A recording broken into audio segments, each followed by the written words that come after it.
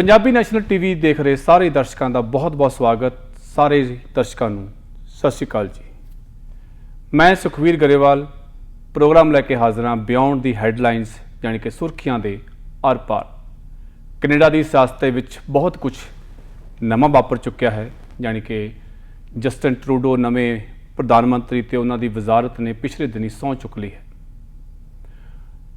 ਵਜ਼ਾਰਤ ਵਿੱਚ ਸ਼ਾਮਲ ਕੀਤੇ ਕੁਝ ਨਵੇਂ ਮੰਤਰੀਆਂ ਦੇ ਵਿੱਚ ਬਾਕੀ ਸਿਆਸੀ ਹਲਕਿਆਂ ਵੱਲੋਂ ਕਿਸ ਤਰ੍ਹਾਂ ਦੀ ਪ੍ਰਤੀਕਿਰਿਆ ਆਈ ਹੈ, ਇਸ ਬਾਰੇ ਅੱਜ ਵਿਚਾਰ ਚਰਚਾ ਕਰਾਂਗੇ ਤੇ ਹੋਰ ਬਹੁਤ ਸਾਰੀਆਂ ਖਬਰਾਂ ਦੇ ਉੱਪਰ ਗੱਲਬਾਤ ਕਰਨ ਲਈ ਮੇਰੇ ਨਾਲ ਸਟੂਡੀਓ ਦੇ ਵਿੱਚ ਹਾਜ਼ਰ ਨੇ ਜਤਿੰਦਰ ਚੀਮਾ ਜੀ। ਚੀਮਾ ਸਾਹਿਬ ਬਹੁਤ ਬਹੁਤ ਸਵਾਗਤ ਜੀ। ਬਹੁਤ ਬਹੁਤ ਸ਼ੁਕਰੀਆ ਗਰੇਵਾਲ ਸਾਹਿਬ ਔਰ ਪੰਜਾਬੀ ਨੈਸ਼ਨਲ ਦੇ ਸਾਰੇ ਦਰਸ਼ਕਾਂ ਨੂੰ ਮੇਰੇ ਪਿਆਰ ਭਰੀ ਸਤਿ ਸ਼੍ਰੀ ਅਕਾਲ ਜੀ।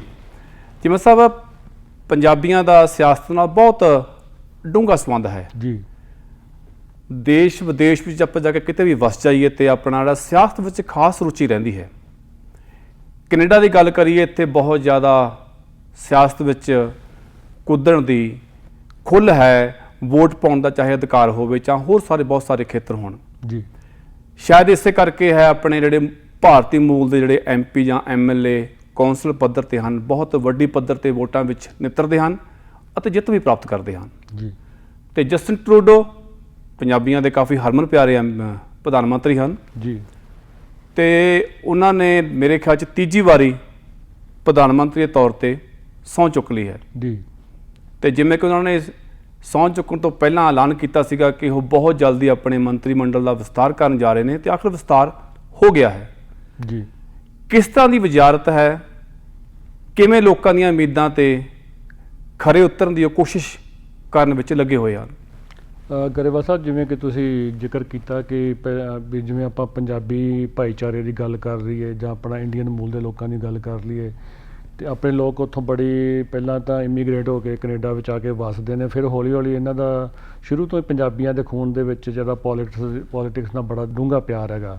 ਔਰ ਆਪਾਂ ਦੇਖ ਰਹੇ ਹਾਂ ਕਿ ਕੈਨੇਡਾ ਦੀ ਹਿਸਟਰੀ ਵਿੱਚ ਇਕੱਲਾ ਕੈਨੇਡਾ ਨਹੀਂ, ਤੁਸੀਂ ਅਮਰੀਕਾ 'ਚ ਵੀ ਦੇਖ ਲਓ ਜਾਂ ਆਸਟ੍ਰੇਲੀਆ 'ਚ ਦੇਖ ਲਓ ਜਾਂ UK ਦੀ ਪੋਲੀਟਿਕਸ 'ਚ ਵੀ ਦੇਖ ਲਓ, ਤੁਹਾਨੂੰ ਕਾਫੀ ਵੱਡੀ ਗਿਣਤੀ ਵਿੱਚ ਜਿਹੜੇ ਪੰਜਾਬੀ ਪਾਰਟੀਸਪੇਟ ਕਰਦੇ ਹੋਏ ਨਜ਼ਰ ਆਉਣਗੇ। ਚਾਹੇ ਉਹ ਕਿ ਲੋਕਲ ਮੇਅਰ ਦੀ ਇਲੈਕਸ਼ਨ ਲੈ ਲਓ, ਕੌਂਸਲਰ ਦੀ ਇਲੈਕਸ਼ਨ ਲੈ ਲਓ, MLA MP ਪ੍ਰੋਵਿੰਸ਼ੀਅਲ ਗੌਰਮੈਂਟ, ਹਰ ਜਗ੍ਹਾ 'ਤੇ ਤੁਹਾਨੂੰ ਪੰਜਾਬੀਆਂ ਦਾ ਜਿਹੜਾ ਬੋਲਬਾਲਾ ਨਜ਼ਰ ਆਉਂਦਾ ਵਾ। ਸੋ ਕਿਉਂਕਿ ਅਸੀਂ ਇਹ ਗੱਲ ਭਲੀ ਭਾਂਤੀ ਜਾਣਦੇ ਹਾਂ ਕਿ ਕੈਨੇਡਾ ਜਿਹੜਾ ਇੱਕ ਇਮੀਗ੍ਰੈਂਟ ਕੰਟਰੀ ਆ, ਉਹ ਇੱਥੇ ਹਰ ਸਾਲ ਕਾਫੀ ਇਮੀਗ੍ਰੈਂਟ ਵੱਡੀ ਗਿਣਤੀ 'ਚ ਆਉਂਦੇ ਆ ਔਰ ਪੰਜਾਬ ਤੋਂ ਕਾਫੀ ਵੱਡੀ ਗਿਣਤੀ ਵਿੱਚ ਲੋਕ ਆ ਕੇ ਆਲਰੇਡੀ ਇੱਥੇ ਵਸੇ ਹੋਏ ਆ ਔਰ ਆ ਵੀ ਰਹੇ ਨੇ ਜੀ। ਸੋ ਜਿਹੜੀਆਂ ਇਸ ਵਾਰੀ ਵੀ ਇਲੈਕਸ਼ਨ ਹੋਈਆਂ ਸੀ, ਜਿਵੇਂ ਆਮ ਹਰ ਇਲੈਕਸ਼ਨ ਦੇ ਵਿੱਚ ਹੁੰਦਾ ਵਾ, ਜਿਹੜਾ ਲਿਬਰਲ ਦਾ ਜਿਹੜਾ ਵੱਡਾ ਵੋਟ ਬੈਂਕ ਹੈਗਾ ਵਾ ਉਹ ਇਮੀਗ੍ਰੈਂਟਸ ਨੇ। ਹੁਣ ਵੀ ਜਿਹੜੀਆਂ ਤੁਸੀਂ ਆਪਾਂ ਕਈ ਵਾਰੀ ਪਹਿਲਾਂ ਵੀ ਐਨਾਲਿਸਿਸ ਕੀਤਾ ਸੀ, ਜਿਹੜੇ ਹੁਣ ਨਤੀਜੇ ਆਏ ਸੀਗੇ 20 ਸਤੰਬਰ ਨੂੰ ਜਿਹੜੀਆਂ ਇਹ ਫੈਡਰਲ ਇਲੈਕਸ਼ਨ ਹੋਈਆਂ ਸੀਗੀਆਂ, ਉਹਦੇ ਵਿੱਚ ਲਿਬਰਲ ਨੇ ਜਿਹੜੀਆਂ ਮੋਸਟਲੀ ਵੋਟਾਂ ਉਹਨਾਂ ਏਰੀਆ 'ਚ ਕੀਤੀਆਂ ਨੇ ਜਿਹੜੀਆਂ ਸਬ ਅਰਬਨ ਏਰੀਆ ਨੇ, ਜਿੱਥੇ ਨੰਬਰ ਆਫ ਪੀਪਲਸ ਜ਼ਿਆਦਾ ਰਹਿੰਦੇ, ਜਿੱਥੇ ਡੈਂਸਿਟੀ ਜ਼ਿਆਦਾ ਸੀ। ਔਰ ਡੈਂਸਿਟੀ ਜਿਹੜੀ ਜ਼ਿਆਦਾ ਉੱਥੇ ਹੀ ਆ ਜਿੱਥੇ ਇਮੀਗ੍ਰੈਂਟ ਵਸੇ ਹੋਏ ਨੇ ਜੀ। ਸੋ ਨੈਚੁਰਲੀ ਆ ਉਹਨਾਂ ਹਲਕਿਆਂ ਵਿੱਚੋਂ ਜਦੋਂ ਆਪਣੇ MP ਜਿੱਤ ਕੇ ਆਏ ਨੇ ਪੰਜਾਬੀ, ਤਾਂ ਉਹਨਾਂ ਨੂੰ ਵਜ਼ਾਰਤ ਵਿੱਚ ਜਿਹੜੀ ਜਗ੍ਹਾ ਦੇਣੀ ਜਿਹੜੀ ਉਹ ਟਰੂਡੋ ਨੂੰ ਦੇਣੀ ਪੈਣੀ ਸੀਗੀ। ਸੋ ਲੇਕਿਨ ਜਿਹੜੀ ਇਸ ਸਾਲ ਜਿਹੜੀ ਹੁਣ ਵਜ਼ਾਰਤ ਬਣੀ ਆ 26 ਅਕਤੂਬਰ ਨੂੰ, ਜਿਹੜੀ ਟਰੂਡੋ ਨੇ ਨਵੀਂ ਵਜ਼ਾਰਤ ਕੀਤੀ 38 ਮੈਂਬਰੀ, ਉਹਦੇ ਵਿੱਚ ਜਿਹੜੇ ਭਾਰਤੀ ਮੂਲ ਦੇ ਜਾਂ ਆਪਾਂ ਪੰਜਾਬੀ ਭਾਈਚਾਰੇ ਦੀ ਗੱਲ ਕਰ ਲਈਏ ਤਾਂ ਉਹਨਾਂ ਵਿੱਚੋਂ 3 ਜਿਹੜੇ ਮੰਤਰੀ ਲਏ ਗਏ ਨੇ, ਜਦਕਿ ਜਿਹੜੀਆਂ ਪਹਿਲੀਆਂ ਵਜ਼ਾਰਤ ਦੇ ਵੇਖੀਏ ਤਾਂ ਪਹਿਲਾਂ 4 ਦੇ ਕਰੀਬ ਮੰਤਰੀ ਸੀ, ਲੇਕਿਨ ਐਤਕੀ 3 ਰਹਿ ਗਏ ਨੇ ਜੀ। ਤੇ ਉਹਦੇ ਵਿੱਚ ਆਪਣਾ ਜਿਹੜਾ ਜਿਹੜੇ ਇਸ ਤੋਂ ਇਲਾਵਾ ਵੀ ਜਿਹੜੀ ਉਹਨਾਂ ਨੇ ਵਜ਼ਾਰਤ ਬਣਾਈ ਆ, ਉਹਦੇ ਵਿੱਚ ਗਰੇਵਾਲ ਸਾਹਿਬ ਇਹ ਕਿਹਾ ਜਾ ਰਿਹਾ, ਜਿਹੜੇ ਅੱਜ ਦੀ ਡੇਟ 'ਚ ਜਿਹੜੇ ਕ੍ਰਿਟਿਕਸ ਹੈਗੇ ਨੇ ਉਹ ਇਹ ਕਹਿ ਰਿਹਾ ਕਿ ਇਹ ਜਿਹੜੀ ਵਜ਼ਾਰਤ ਦਾ ਗਠਨ ਕੀਤਾ ਗਿਆ ਟਰੂਡੋ ਦਾ, ਇਹ ਲੈਸ ਐਕਸਪੀਰੀਅੰਸ ਹੈ ਐਜ਼ ਕੰਪੇਅਰ ਟੂ ਜਿਹੜੀ ਪਹਿਲੀ ਵਜ਼ਾਰਤ ਸੀ ਉਹਦੇ ਵਿੱਚ ਜਿਹੜੇ ਇਹਦੇ ਨਵੇਂ ਮੰਤਰੀ ਲਏ ਨੇ, ਕਿਉਂਕਿ ਕਾਫੀ ਪੁਰਾਣੇ ਮੰਤਰੀਆਂ ਦੀ ਜਿਹੜੀ ਆ ਟਰੂਡੋ ਨੇ ਛੁੱਟੀ ਵੀ ਕਰ ਦਿੱਤੀ ਆ। ਸੋ ਪੰਜਾਬੀ ਭਾਈਚਾਰੇ ਵਿੱਚੋਂ ਜੇ ਆਪਾਂ ਪ੍ਰਮੁੱਖ ਲਈਏ ਤਾਂ ਅਨੀਤਾ ਆਨੰਦ ਦਾ ਨਾਮ ਆਪਾਂ ਲੈ ਸਕਦੇ ਹਾਂ, ਕਿ ਜਿਨ੍ਹਾਂ ਨੂੰ ਐਜ ਏ ਬਹੁਤ ਵੱਡੀ ਇੱਕ ਮਾਣ ਨਾਲ ਕਹਿ ਸਕਦੇ ਹਾਂ ਕਿ ਜਿਹੜਾ ਮਹਿਕਮਾ ਪਹਿਲਾਂ ਹਰਜੀਤ ਸੱਜਣ ਸਾਹਿਬ ਕੋਲ ਸੀਗਾ ਡਿਫੈਂਸ ਮਿਨਿਸਟਰ ਦਾ, ਉਹ ਮਹਿਕਮਾ ਜਿਹੜਾ ਉਹਨਾਂ ਕੋਲ ਲੈ ਕੇ ਇਸ ਵਾਰੀ ਜਿਹੜੀ ਅਨੀਤਾ ਆਨੰਦ ਨੂੰ ਦੇ ਦਿੱਤਾ ਗਿਆ ਵਾ। ਅਨੀਤਾ ਆਨੰਦ ਬਾਰੇ ਮੈਂ ਤੁਹਾਨੂੰ ਥੋੜ੍ਹਾ ਜਿਹਾ ਦੱਸਦਾ ਕਿ ਅਨੀਤਾ ਆਨੰਦ ਜਿਹੜੇ ਆ 1967 ਵਿੱਚ ਇਹਨਾਂ ਦਾ ਜਨਮ ਹੋਇਆ ਸੀਗਾ ਔਰ ਨੋਵਾ ਸਕੋਸ਼ੀਆ ਵਿੱਚ ਜਿਹੜਾ ਇਹਨਾਂ ਦਾ ਮੇਨ ਜਿਹੜਾ ਜ਼ਿੰਦਗੀ ਦਾ ਜਿਹੜਾ ਪਾਲਣ ਪੋਸ਼ਣ ਬਚਪਨ ਆ ਉੱਥੇ ਜ਼ਿਆਦਾ ਬੀਤਿਆ ਔਰ 1985 ਦੇ ਵਿੱਚ ਓਨਟਾਰੀਓ ਮੂਵ ਹੋ ਗਏ ਸੀਗੇ ਔਰ 2019 ਦੇ ਵਿੱਚ ਇਹਨਾਂ ਨੇ ਪਹਿਲੀ ਜਿਹੜੀ ਆ 2015 ਦੇ ਵਿੱਚ ਇਲੈਕਸ਼ਨ ਜਿੱਤਦੇ ਨੇ ਪਹਿਲੀ ਜਦੋਂ ਟਰੂਡੋ ਦੇ ਨਾਲ, ਔਰ ਫਿਰ 2019 ਦੇ ਵਿੱਚ ਦੂਜੀ ਵਾਰੀ ਇਲੈਕਸ਼ਨ ਜਿੱਤੀ ਆ। ਔਰ ਇਹ ਪਹਿਲਾਂ ਅੱਜ ਵੀ ਜਿਹੜੇ ਔਨ ਲੀਵ ਹੈਗੇ ਨੇ ਪ੍ਰੋਫੈਸਰ ਨੇ ਲਾ ਦੇ ਜਿਹੜੇ ਯੂਨੀਵਰਸਿਟੀ ਆਫ ਟੋਰਾਂਟੋ 'ਚ ਔਨ ਲੀਵ ਚੱਲ ਰਹੇ ਨੇ। ਸੋ ਇਹ ਇਹਨਾਂ ਨੇ ਜਦੋਂ ਪਿਛਲੇ ਸਾਲ ਕੋਵਿਡ-19 ਆਇਆ ਸੀ ਤਾਂ ਉਸ ਵੇਲੇ ਜਿਹੜੇ ਟਰੂਡੋ ਦੇ ਵਿੱਚ ਪ੍ਰੋਕਿਉਰਮੈਂਟ ਮਿਨਿਸਟਰ ਸੀਗੇ। ਸੋ ਜਿਹੜੀਆਂ ਇੰਟਰਨੈਸ਼ਨਲ ਜਿਹੜੀਆਂ ਕੰਪਨੀਆਂ ਨੇ ਵੈਕਸੀਨਸ ਲਿਆਂਦੀਆਂ ਸੀ ਮਲਟੀਨੈਸ਼ਨਲ ਕੰਪਨੀਜ਼ ਦੇ, ਉਹਦੇ ਵਿੱਚ ਇਹਨਾਂ ਨੇ ਬਹੁਤ ਵਧੀਆ ਤਰੀਕੇ ਨਾਲ ਨੈਗੋਸ਼ੀਏਟ ਕੀਤਾ। ਔਰ ਇਹ ਖੁਸ਼ੀ ਦੀ ਗੱਲ ਹੈ ਕਿ ਅੱਜ ਕੈਨੇਡੀਅਨ ਨੂੰ ਟਾਈਮ ਨਾਲ ਜਿਹੜੀ ਉਹ ਵੈਕਸੀਨੇਸ਼ਨ ਮਿਲੀ ਔਰ 2030 ਤੱਕ ਵੀ ਜਿਹੜੇ ਆਰਡਰ ਜਿਹੜੇ ਆਲਰੇਡੀ ਇਹਨਾਂ ਨੇ ਜਿਹਦੇ ਕਰਕੇ ਇਹਨਾਂ ਦੀ ਬੜੀ ਵਧੀਆ ਤਾਰੀਫ ਕੀਤੀ ਗਈ ਸੀ ਕਿ ਇਹਨਾਂ ਨੇ ਪ੍ਰੋਫੈਸ਼ਨਲੀ ਤਰੀਕੇ ਨਾਲ ਉਹਨਾਂ ਨਾਲ ਜਿਹੜਾ ਵਾ ਨੈਗੋਸ਼ੀਏਟ ਕਰਕੇ ਕੈਨੇਡੀਅਨ ਨੂੰ ਸਹੀ ਟਾਈਮ ਤੇ ਜਿਹੜੀ ਆ ਵੈਕਸੀਨੇਸ਼ਨ ਉਪਲਬਧ ਕਰਾਈ ਸੀ। ਸੋ ਇਹਨਾਂ ਦੀ ਨਿਯੁਕਤੀ ਜਿਹੜੀ ਰੱਖਿਆ ਮੰਤਰਾਲੇ ਵਿੱਚ ਜਿਹੜੀ ਕੀਤੀ ਗਿਆ ਉਹ ਇੱਕ ਤਰ੍ਹਾਂ ਦੀ ਇੱਕ ਬਹੁਤ ਵੱਡੀ ਇਹਨਾਂ ਲਈ ਤਰੱਕੀ ਮੰਨੀ ਜਾ ਰਹੀ ਆ। ਨੋ ਡਾਊਟ ਜਿਹੜਾ ਜਿਵੇਂ ਕਿ ਆਪਾਂ ਜਾਣਦੇ ਹਾਂ ਕਿ ਹਰਜੀਤ ਸੱਜਣ ਹੋਰਾਂ ਦੇ ਵੇਲੇ ਤੋਂ ਹੀ ਜਿਹੜਾ ਡਿਫੈਂਸ ਦੇ ਵਿੱਚ ਕਾਫੀ ਜਿਹੜਾ ਵਾ ਕੰਟਰੋਵਰਸੀ ਸੁਣਨ ਨੂੰ ਮਿਲ ਰਹੀਆਂ ਸੀ, ਜਿਹਦੇ ਕਰਕੇ ਉਹਨਾਂ ਨੂੰ ਆਪਣਾ ਅਹੁਦਾ ਵੀ ਜਿਹੜਾ ਵਾ ਗਵਾਉਣਾ ਪਿਆ ਵਾ ਹਰਜੀਤ ਸੱਜਣ ਹੋਰਾਂ ਨੂੰ। ਤੇ ਉਹਦੇ ਵਿੱਚ ਨੋ ਡਾਊਟ ਇੱਕ ਕੰਡਿਆਂ ਦਾ ਤਾਜ ਵੀ ਹੋ ਸਕਦਾ ਨੀਤਾ ਆਨੰਦ ਲਈ। ਲੇਕਿਨ ਜਦੋਂ ਨੀਤਾ ਆਨੰਦ ਨੂੰ ਸਹੁੰ ਚੁਕਾਈ ਗਈ ਤਾਂ ਜਦੋਂ ਪੱਤਰਕਾਰਾਂ ਨੇ ਪੁੱਛਿਆ ਕਿ ਤੁਸੀਂ ਤੁਹਾਡੇ ਲਈ ਇੱਕ ਬਹੁਤ ਵੱਡਾ ਚੈਲੰਜ ਹੈ, ਤਾਂ ਨੀਤਾ ਆਨੰਦ ਦਾ ਕਹਿਣਾ ਸੀ ਕਿ I M A very hard working woman ਔਰ ਮੈਂ ਜਿਹੜੇ ਨਤੀਜਿਆਂ ਉੱਤੇ ਜਿਹੜਾ ਆਪਣਾ ਧਿਆਨ ਕੇਂਦਰਿਤ ਕਰਦੀ ਹਾਂ। ਸੋ ਉਹਨਾਂ ਕਿਹਾ ਕਿ ਅਜੇ ਇਟਸ ਟੂ ਅਰਲੀ ਕਿ ਮੈਂ ਤੁਹਾਨੂੰ ਆਪਣੀ ਆਉਣ ਵਾਲੀ ਸਟ੍ਰੈਟਜੀ ਬਾਰੇ ਕੁਝ ਦੱਸ ਸਕਾਂ, ਲੇਕਿਨ ਵਿਦ ਦਾ ਟਾਈਮ ਤੁਸੀਂ ਦੇਖੋਗੇ ਕਿ ਮੈਂ ਕਿਵੇਂ ਚੜੀ ਆ ਵਾ ਜਿਹਦੇ ਵਿੱਚ, ਕਿਉਂਕਿ ਵੇਖੋ ਮੇਨ ਕੀ ਹੈਗਾ ਜਿਹੜੇ ਕੈਨੇਡੀਅਨ ਦੀ ਆਰਮ ਫੋਰਸਿਸ ਹੈਗੀਆਂ ਨੇ, ਇਹ ਕੋਈ ਨਵੀਂ ਗੱਲ ਨਹੀਂ। ਕਾਫੀ ਚਿਰ ਤੋਂ ਟਾਈਮ ਤੇ ਜਿਹੜੇ ਆ ਜਿਨਸੀ ਸ਼ੋਸ਼ਣ ਦੇ ਜਿਹੜੇ ਦੋਸ਼ ਲੱਗਦੇ ਰਹਿੰਦੇ ਨੇ ਔਰ ਉਹਦਾ ਮੇਨ ਉਹਦੇ ਉੱਤੇ ਇਹੀ ਹੋਗਾ ਕਿ ਇਹਨਾਂ ਵਿੱਚੋਂ ਜਿਹੜੀ ਕੈਨੇਡੀਅਨ ਫੋਰਸਿਸ ਨੂੰ ਇਹਨਾਂ ਦੋਸ਼ਾਂ ਵਿੱਚੋਂ ਜਿਹੜਾ ਉਹ ਕੱਢਿਆ ਜਾਵੇ ਤਾਂ ਕਿ ਇਸ ਰੱਖਿਆ ਸੈਨਾਵਾਂ ਦੀ ਜਿਹੜੀ ਦੁਬਾਰਾ ਇਮੇਜ ਹੈ ਉਹਦੇ ਵਿੱਚ ਸੁਧਾਰ ਕੀਤਾ ਜਾਵੇ, ਉਹ ਲੋਕਾਂ ਦਾ ਟਰਸਟ ਹੋਵੇ।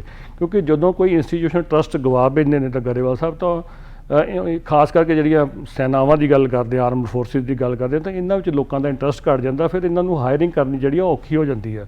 ਸੋ ਨੀਤਾ ਆਨੰਦ ਲਈ ਇੱਕ ਬਹੁਤ ਵੱਡਾ ਚੈਲੰਜ ਹੋਏਗਾ ਕਿ ਉਹ ਆਪਣਾ ਡਿਫੈਂਸ ਮਿਨਿਸਟਰੀ ਨੂੰ ਕਿਵੇਂ ਉਹ ਆਪਣੇ ਆਉਣ ਵਾਲੇ ਟਾਈਮ 'ਚ ਇਸ ਚੈਲੰਜ ਨੂੰ ਕਬੂਲ ਕਰਦੇ ਆ ਔਰ ਉਹਨਾਂ ਵਿੱਚ ਕਿਹੜੇ ਸੁਧਾਰ ਲੈ ਕੇ ਆਉਂਦੇ ਨੇ।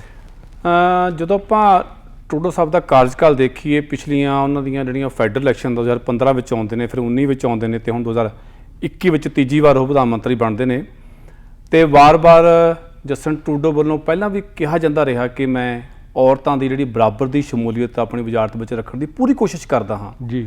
ਸੋ ਹੁਣ ਆਪਾਂ ਮੌਜੂਦਾ ਸਰਕਾਰ 'ਚ ਦੀ ਗੱਲ ਕਰੀਏ, ਉਹਨਾਂ ਵਿੱਚ ਜਿਹੜੀ ਔਰਤਾਂ ਦੀ ਸ਼ਮੂਲੀਅਤ ਦੀ, ਜਿਵੇਂ ਕਿ ਤੁਸੀਂ ਆਪਣੇ ਲੇਖ ਵਿੱਚ ਵੀ ਜ਼ਿਕਰ ਕੀਤਾ ਕਿ ਕਿਸੇ ਵੀ ਦੇਸ਼ ਨੂੰ ਚਲਾਉਣ ਲਈ 3 ਮੁੱਖ ਅਹੁਦੇ ਅਹਿਮ ਜ਼ਰੂਰੀ ਨੇ ਜੀ, ਪ੍ਰਧਾਨ ਮੰਤਰੀ ਤੋਂ ਬਾਅਦ ਜੀ।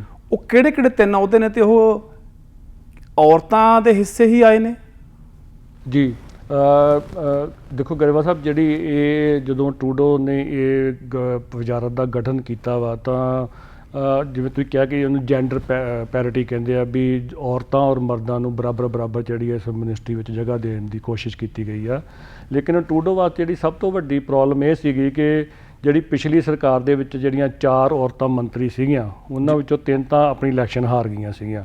ਉਹ ਜਿਹੜੀ ਚੌਥੀ ਮੰਤਰੀ ਸੀਗੀ ਉਹਨੇ ਅੱਗੋਂ ਕਿਹਾ ਸੀ ਕਿ ਮੈਂ ਦੁਬਾਰਾ ਇਲੈਕਸ਼ਨ ਨਹੀਂ ਲੜਨੀ। ਸੋ ਜਿਹੜੀਆਂ ਉਹ 4 ਪੋਸਟਾਂ ਸੀਗੀਆਂ ਉਹ ਖਾਲੀ ਸੀਗੀਆਂ। ਸੋ ਉਹਦੇ ਵਾਸਤੇ ਜਿਹੜੇ ਵੇਖੋ ਜਿਹੜੇ ਮੇਨ ਤੁਸੀਂ ਜਿਵੇਂ ਜ਼ਿਕਰ ਕੀਤਾ ਵੀ ਕਿਸੇ ਵੀ ਫੈਡਰਲ ਗੌਰਮੈਂਟ ਦੇ ਵਿੱਚ ਅਗਰ ਪ੍ਰਾਈਮ ਮਿਨਿਸਟਰ ਤੋਂ ਬਾਅਦ ਜਿਹੜੇ ਅਗਲੇ 3 ਇੰਪੋਰਟੈਂਟ ਜਿਹੜੇ ਡਿਪਾਰਟਮੈਂਟ ਹੁੰਦੇ ਨੇ ਮਿਨਿਸਟਰੀ ਵਿੱਚ ਤਾਂ ਉਹ ਗਿਣੇ ਜਾਂਦੇ ਨੇ ਵਿੱਤ ਮੰਤਰਾਲਾ ਜੀ ਤੇ ਡਿਫੈਂਸ ਤੇ ਫੋਰਨ ਅਫੇਅਰਸ। ਔਰ ਇਹ ਕੈਨੇਡਾ ਦੀ ਹਿਸਟਰੀ 'ਚ ਪਹਿਲੀ ਵਾਰੀ ਹੋਇਆ ਕਿ ਇਹਨਾਂ ਤਿੰਨਾਂ ਦੇ ਜਿਹੜੇ ਮੰਤਰੀਆਂ ਦੇ ਜਿਹੜੇ ਪਦ ਨੇ ਉਹ ਔਰਤਾਂ ਨੂੰ ਦਿੱਤੇ ਗਏ ਨੇ। ਇਹ ਅੱਜ ਤੱਕ ਕੈਨੇਡਾ ਦੀ ਹਿਸਟਰੀ 'ਚ ਕਦੀ ਵੀ ਨਹੀਂ ਹੋਇਆ। ਲੇਕਿਨ ਜੇ ਹੁਣ ਆਪਾਂ ਕ੍ਰਿਟਿਕਸ ਦੀ ਗੱਲ ਕਰੀਏ ਤਾਂ ਉਹਨਾਂ ਦਾ ਇਹ ਕਹਿਣਾ ਕਿ ਇਹ ਜੈਂਡਰ ਪੈਰਿਟੀ ਨਹੀਂ ਗੀ, ਇੱਕ ਉਹਨਾਂ ਉੱਤੇ ਬਹੁਤ ਵੱਡੀ ਜਿਹੜੀ ਇੱਕ ਜ਼ਿੰਮੇਵਾਰੀ ਦਿੱਤੀ ਗਈ ਆ। ਸੋ ਆਉਣ ਵਾਲੇ ਟਾਈਮ 'ਚ ਜਿਹੜਾ ਉਹਨਾਂ ਦਾ ਐਕਸਪੀਰੀਅੰਸ ਹੈਗਾ ਵਾ ਉਹਦੇ ਤੋਂ ਹੋ ਸਕਦਾ ਵਾ ਕਿ ਉਹਨਾਂ ਦੀ ਜਿਹੜੀ ਕਾਬਲੀਅਤ ਦੇ ਵਿੱਚ ਜਿਹੜੇ ਟਰੂਡੋ ਨੇ ਵਿਸ਼ਵਾਸ ਕੀਤਾ ਤਾਂ ਉਹਨਾਂ ਨੂੰ ਏਡੇ ਵਧੀਆ ਮਹਿਕਮੇ ਦਿੱਤੇ। ਇਹਦੇ ਵਿੱਚ ਹੁਣ ਜੇ ਆਪਾਂ ਕ੍ਰਿਸਟੀਨਾ ਫਰੀਲੈਂਡ ਦੀ ਗੱਲ ਕਰ ਲੈਂਦੇ ਹਾਂ ਤਾਂ ਆਪਾਂ ਜਾਣਦੇ ਹਾਂ ਕਿ ਉਹ ਕੈਨੇਡਾ ਦੇ ਡਿਪਟੀ ਪ੍ਰਾਈਮ ਮਿਨਿਸਟਰ ਔਰ ਫਾਈਨੈਂਸ ਡਿਪਾਰਟਮੈਂਟ ਦੇ ਹੈੱਡ ਨੇ। ਸੋ ਜਦੋਂ ਇਹ 20 ਸਤੰਬਰ ਨੂੰ ਫੈਡਰਲ ਇਲੈਕਸ਼ਨਾਂ ਦੇ ਨਤੀਜੇ ਆਏ ਉਸ ਤੋਂ ਇਮੀਡੀਏਟਲੀ 2 ਦਿਨ ਜਾਂ 3 ਦਿਨ ਬਾਅਦ ਮੇਰੇ ਖਿਆਲ ਟਰੂਡੋ ਨੇ ਜਿਹੜੀ ਪ੍ਰੈਸ ਕਾਨਫਰੰਸ ਕੀਤੀ ਸੀਗੀ ਜਿਹਦੇ ਵਿੱਚ ਉਹਨਾਂ ਨੇ ਕਿਹਾ ਸੀ ਕਿ ਵਿਦਿਨ 1 ਮੰਥ ਜਿਹੜੀ ਨਵੀਂ ਕੈਬਨਿਟ ਲਾ ਜਾਏਗੀ। ਲੇਕਿਨ ਉਹਦੇ ਵਿੱਚ ਉਹਨਾਂ ਨੇ ਇੱਕ ਗੱਲ ਕਲੀਅਰ ਕੀਤੀ ਸੀ ਕਿ ਜਿਹੜੀ ਵੀ ਕੈਬਨਿਟ ਆਏਗੀ ਉਹ 'ਚ ਕ੍ਰਿਸਟੀਨਾ ਫਰੀਲੈਂਡ ਜਿਹੜੇ ਆ ਉਹ ਜਿਹੜੇ as a deputy prime minister ਔਰ ਫਾਈਨੈਂਸ ਮਿਨਿਸਟਰ ਹੀ ਰਹਿਣਗੇ। ਸੋ ਕ੍ਰਿਸਟਾ ਫਰੀਲੈਂਡ ਦਾ ਤੁਹਾਨੂੰ ਯਾਦ ਹੋਊਗਾ ਜਦੋਂ ਟਰੰਪ ਦੇ ਜਦੋਂ ਪ੍ਰੈਜ਼ੀਡੈਂਟ ਸੀਗਾ ਉਹਦੇ ਵੇਲੇ ਜਦੋਂ ਨਾਫਟਾ ਜਿਹੜਾ north American free trader agreement ਹੈਗਾ ਉਹਦੇ ਉੱਤੇ ਕਾਫੀ ਵੱਡੀ ਕੰਟਰੋਵਰਸੀ ਆ ਗਈ, ਜਿਸ 'ਚ ਟਰੰਪ ਨੇ ਕਿਹਾ ਸੀ ਕਿ ਮੈਂ ਇਹ ਜਿਹੜਾ ਅਮਰੀਕਨ ਨਾਲ ਬੜਾ ਵੱਡਾ ਵੀ ਜਿਹੜਾ ਇਨਜਸਟਿਸ ਕੀਤਾ ਗਿਆ ਵਾ। ਲੇਕਿਨ ਉਸ ਵੇਲੇ ਜਦੋਂ ਇਹ ਐਜ ਏ ਮਿਨਿਸਟਰ ਜਦੋਂ ਉੱਥੇ ਗਏ ਸੀਗੇ, ਜਦੋਂ ਇਹਨਾਂ ਨੂੰ ਜ਼ਿੰਮੇਵਾਰੀ ਦਿੱਤੀ ਸੀ ਕ੍ਰਿਸਟੀਨਾ ਫਰੀਲੈਂਡ ਨੂੰ, ਇਹਨਾਂ ਨੇ ਬੜੇ ਵਧੀਆ ਤਰੀਕੇ ਨਾਲ ਜਿਹੜੀ ਉੱਥੋਂ ਨੈਗੋਸ਼ੀਏਸ਼ਨ ਕਰਕੇ ਇੱਕ ਬੜੇ ਵਧੀਆ ਸਮਝੌਤੇ ਤੇ ਇਹਨਾਂ ਨੇ ਕਰਾਏ ਸੀ, ਜਿਹਦੇ ਕਰਕੇ ਇਹਨਾਂ ਦੀ ਕਾਫੀ ਤਾਰੀਫ ਹੋਈ ਸੀ। ਸੋ ਉਦੋਂ ਤੋਂ ਕ੍ਰਿਸਟਾ ਫਰੀਲੈਂਡ ਦੀਆਂ ਯੋਗਤਾਵਾਂ ਉੱਤੇ ਜਿਹੜਾ ਵਾ ਜਸਟਿਨ ਟਰੂਡੋ ਨੂੰ ਕਾਫੀ ਭਰੋਸਾ ਵਾ। ਉਸ ਤੋਂ ਬਾਅਦ ਜਿਵੇਂ ਆਪਾਂ ਅੱਗੇ ਗੱਲ ਕਰਦੇ ਕਿ ਡਿਫੈਂਸ ਦਾ ਜਿਹੜਾ ਅਨੀਤਾ ਆਨੰਦ ਨੂੰ ਦਿੱਤਾ ਗਿਆ, ਹੁਣ ਤੀਸਰਾ ਜਿਹੜਾ ਹੈਗਾ ਮੈਲਨੀ ਜੋਲੀ ਨੂੰ ਦਿੱਤਾ ਗਿਆ ਫੋਰਨ ਅਫੇਅਰਸ ਦਾ। ਲੇਕਿਨ ਮੈਲਨੀ ਜੋਲੀ ਨੂੰ ਜਿਹੜਾ ਫੋਰਨ ਅਫੇਅਰਸ ਦਾ ਦਿੱਤਾ ਗਿਆ ਵਾ, ਉਹਦੇ ਵਿੱਚ ਗਰੇਵਾਲ ਸਾਹਿਬ ਮਤਲਬ ਸਭ ਤੋਂ ਵੱਡੀ ਹੈਰਾਨੀ ਦੀ ਗੱਲ ਇਹ ਹੈ ਕਿ ਇਹ ਬੜਾ ਵਧੀਆ ਇੱਕ ਅਹਿਮ ਇੰਪੋਰਟੈਂਟ ਡਿਪਾਰਟਮੈਂਟ ਹੈ ਫੋਰਨ ਅਫੇਅਰਸ ਦਾ ਜੀ। ਇਹ ਟਰੂਡੋ ਦੇ ਜਦੋਂ 2015 ਤੋਂ ਲੈ ਕੇ ਅੱਜ ਤੱਕ ਜਿਹੜਾ ਹੁਣ 6 ਸਾਲ ਹੋ ਗਏ ਪ੍ਰਾਈਮ ਮਿਨਿਸਟਰ ਬਣੇ, ਤੀਸਰੀ ਟਰਮ ਹੈ ਉਹਨਾਂ ਦੀ, ਸੋ ਉਹਦੇ ਵਿੱਚ ਇਹ 5ਵੇਂ ਜਿਹੜੇ ਆ ਫੋਰਨ ਮਿਨਿਸਟਰ ਦੇ।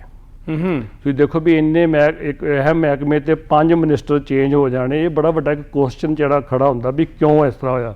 ਹੁਣ ਮੈਂ ਤੁਹਾਨੂੰ ਮੈਲਨੀ ਜੋਲੀ ਤੋਂ ਪਹਿਲਾਂ ਜਿਹੜੇ ਮਿਨਿਸਟਰ ਸੀਗੇ ਮਾਰਕ ਗਾਰਨੀਓ ਬਾਰੇ ਗਰੇਵਾਲ ਸਾਹਿਬ ਜੋ ਰਿਐਕਸ਼ਨ ਆ ਰਿਹਾ, ਉਹ ਕਹਿ ਰਿਹਾ ਕਿ ਜਿਹੜੇ ਪੁਰਾਣੇ ਮੰਤਰੀਆਂ ਦੀ ਛੁੱਟੀ ਕੀਤੀ ਗਈ ਉਹਦੇ ਵਿੱਚ ਜਿਹੜੇ ਸਭ ਤੋਂ ਵਧੀਆ ਮੰਤਰੀ ਸੀਗੇ ਉਹ ਮਾਰਕ ਗਾਰਨੀਓ ਸੀਗੇ। ਮਾਰਕ ਗਾਰਨੀਓ ਦੀ ਕਾਬਲੀਅਤ ਬਾਰੇ ਕਿਸੇ ਕੋਈ ਦੋ ਰਾਵਾਂ ਨਹੀਂ ਆਈਆਂ। Is a very good very brilliant minister ਗਿਣੇ ਜਾਂਦੇ ਸੀਗੇ। ਔਰ ਲੇਕਿਨ ਸਭ ਤੋਂ ਵੱਡਾ ਜਿਹੜਾ ਮੀਡੀਆ ਦੇ ਵਿੱਚ ਵੀ ਇਸ ਗੱਲ ਦੇ ਉੱਤੇ ਬਾਰ-ਬਾਰ ਜਿਹੜਾ ਵਾ ਇਹ ਕੁਐਸਚਨ ਪੁੱਟ ਕੀਤਾ ਜਾ ਰਿਹਾ ਕਿ ਉਹਨਾਂ ਨੂੰ ਇਸ ਵਜ਼ਾਰਤ ਵਿੱਚ ਉਹਨਾਂ ਦੀ ਛੁੱਟੀ ਕਿਉਂ ਕੀਤੀ ਗਈ ਹੈ। ਮਾਰਕ ਗਾਰਨੀਓ 2015 ਦੇ ਵਿੱਚ ਜਦੋਂ ਪਹਿਲੀ ਵਾਰੀ ਟਰੂਡੋ ਦੀ ਮਿਨਿਸਟਰੀ ਦੇ ਵਿੱਚ ਐਜ ਏ ਟਰਾਂਸਪੋਰਟ ਮਿਨਿਸਟਰ ਬਣੇ ਸੀਗੇ, ਔਰ ਉਸ ਤੋਂ ਬਾਅਦ ਲਗਾਤਾਰ ਇਹ ਟਰਾਂਸਪੋਰਟ ਮਿਨਿਸਟਰ ਰਹੇ। ਲੇਕਿਨ ਇਸ ਸਾਲ 2021 ਦੇ ਜਨਵਰੀ ਦੇ ਵਿੱਚ ਇਹਨਾਂ ਨੂੰ ਜਿਹੜਾ ਵਾ ਫੋਰਨ ਅਫੇਅਰਸ ਦਾ ਮਿਨਿਸਟਰ ਬਣਾਇਆ ਗਿਆ ਸੀਗਾ।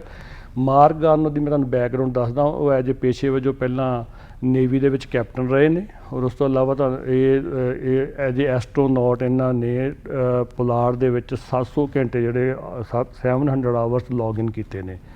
ਔਰ ਇਹਨਾਂ ਕੋਲ ਇੰਜੀਨੀਅਰਿੰਗ ਦੀ ਡਾਕਟਰੇਟ ਵੀ ਹੈ, ਔਰ 11 ਦੇ ਕਰੀਬ ਇਹਨਾਂ ਕੋਲ ਆਨਰੇਰੀ ਡਿਗਰੀਆਂ ਹਾਸਲ ਨੇ ਇਹਨਾਂ ਦੇ ਕੋਲ। ਔਰ ਜਿਹੜੀ ਕੈਨੇਡੀਅਨ ਸਪੇਸ ਐਨਰਜੀ ਉਹਦੇ ਪ੍ਰੈਜ਼ੀਡੈਂਟ ਵੀ ਨੇ। ਇੰਨੀਆਂ ਯੋਗਤਾਵਾਂ ਹੁੰਦੇ ਹੋਏ ਵੀ ਮਾਰਕ ਗਾਰਨੀਓ ਦੀ ਇਸ ਵਜ਼ਾਰਤ ਤੋਂ ਜਿਹੜੀ ਛੁੱਟੀ ਆ ਉਹ ਬੜਾ ਵੱਡਾ ਕੁਐਸਚਨ ਮਾਰਕ ਜਿਹੜਾ ਟਰੂਡੋ ਉੱਤੇ ਲਾ ਰਹੀ ਹੈ ਕਿ ਉਹਨਾਂ ਦੀ, ਕਿਉਂਕਿ ਆਮ ਤੌਰ 'ਤੇ ਜਿਹੜੇ ਇੰਟਰਨਲ ਸੋਰਸਿਸ ਨੇ ਉਹਨਾਂ ਦਾ ਇਹ ਕਹਿਣਾ ਵਾ ਕਿ ਮਾਰਕ ਗਾਰਨੀਓ ਦੀ ਛੁੱਟੀ ਦਾ ਕਾਰਨ ਇਹ ਹੈ ਕਿ ਮਾਰਕ ਗਾਰਨੀਓ ਕਿਸੇ ਦਾ ਪ੍ਰੈਸ਼ਰ ਨਹੀਂ ਸੀ ਮੰਨਦੇ।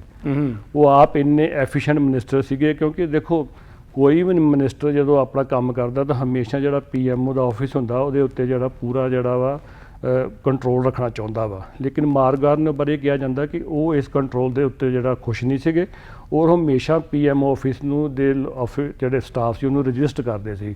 ਸ਼ਾਇਦ ਇਸੇ ਕਾਰਨ ਕਰਕੇ ਜਿਹੜਾ ਟਰੂਡੋ ਨੇ ਉਹਨਾਂ ਦੀ ਇਸ ਵਜ਼ਾਰਤ ਵਿੱਚੋਂ ਛੁੱਟੀ ਕਰਕੇ ਤੇ ਮੈਲਨੀ ਜੋਲੀ ਨੂੰ ਬਣਾਇਆ ਵਾ। ਮੈਲਨੀ ਜੋਲੀ ਜਿਹੜੀ ਉਹਨਾਂ ਦੀ ਪਰਸਨਲ ਫਰੈਂਡ ਹੈ।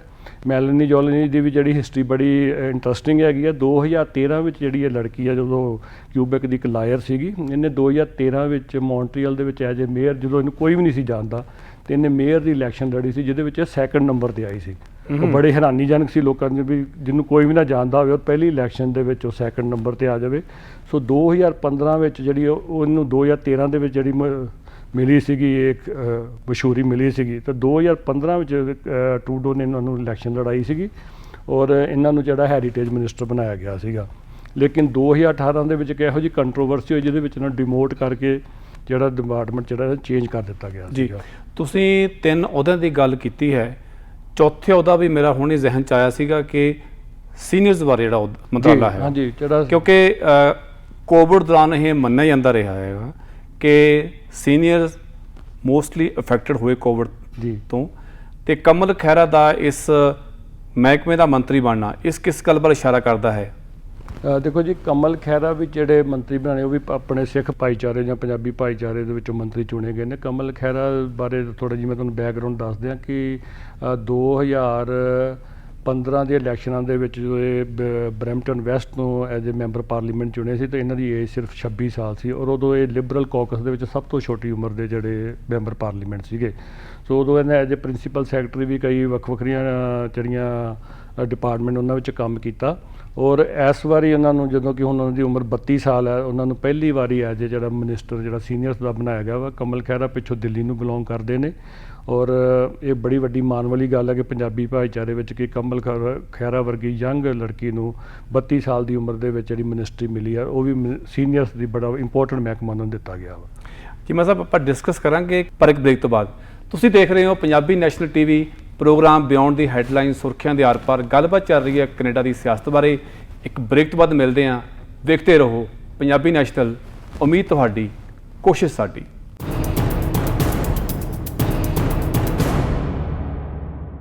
ਬ੍ਰੇਕ ਤੋਂ ਬਾਅਦ ਆਪ ਸਭ ਦਾ ਇੱਕ ਵਾਰੀ ਫਿਰ ਸਵਾਗਤ ਹੈ। ਤੁਸੀਂ ਦੇਖ ਰਹੇ ਹੋ ਪੰਜਾਬੀ ਨੈਸ਼ਨਲ ਟੀਵੀ, ਉਮੀਦ ਤੁਹਾਡੀ, ਕੋਸ਼ਿਸ਼ ਸਾਡੀ।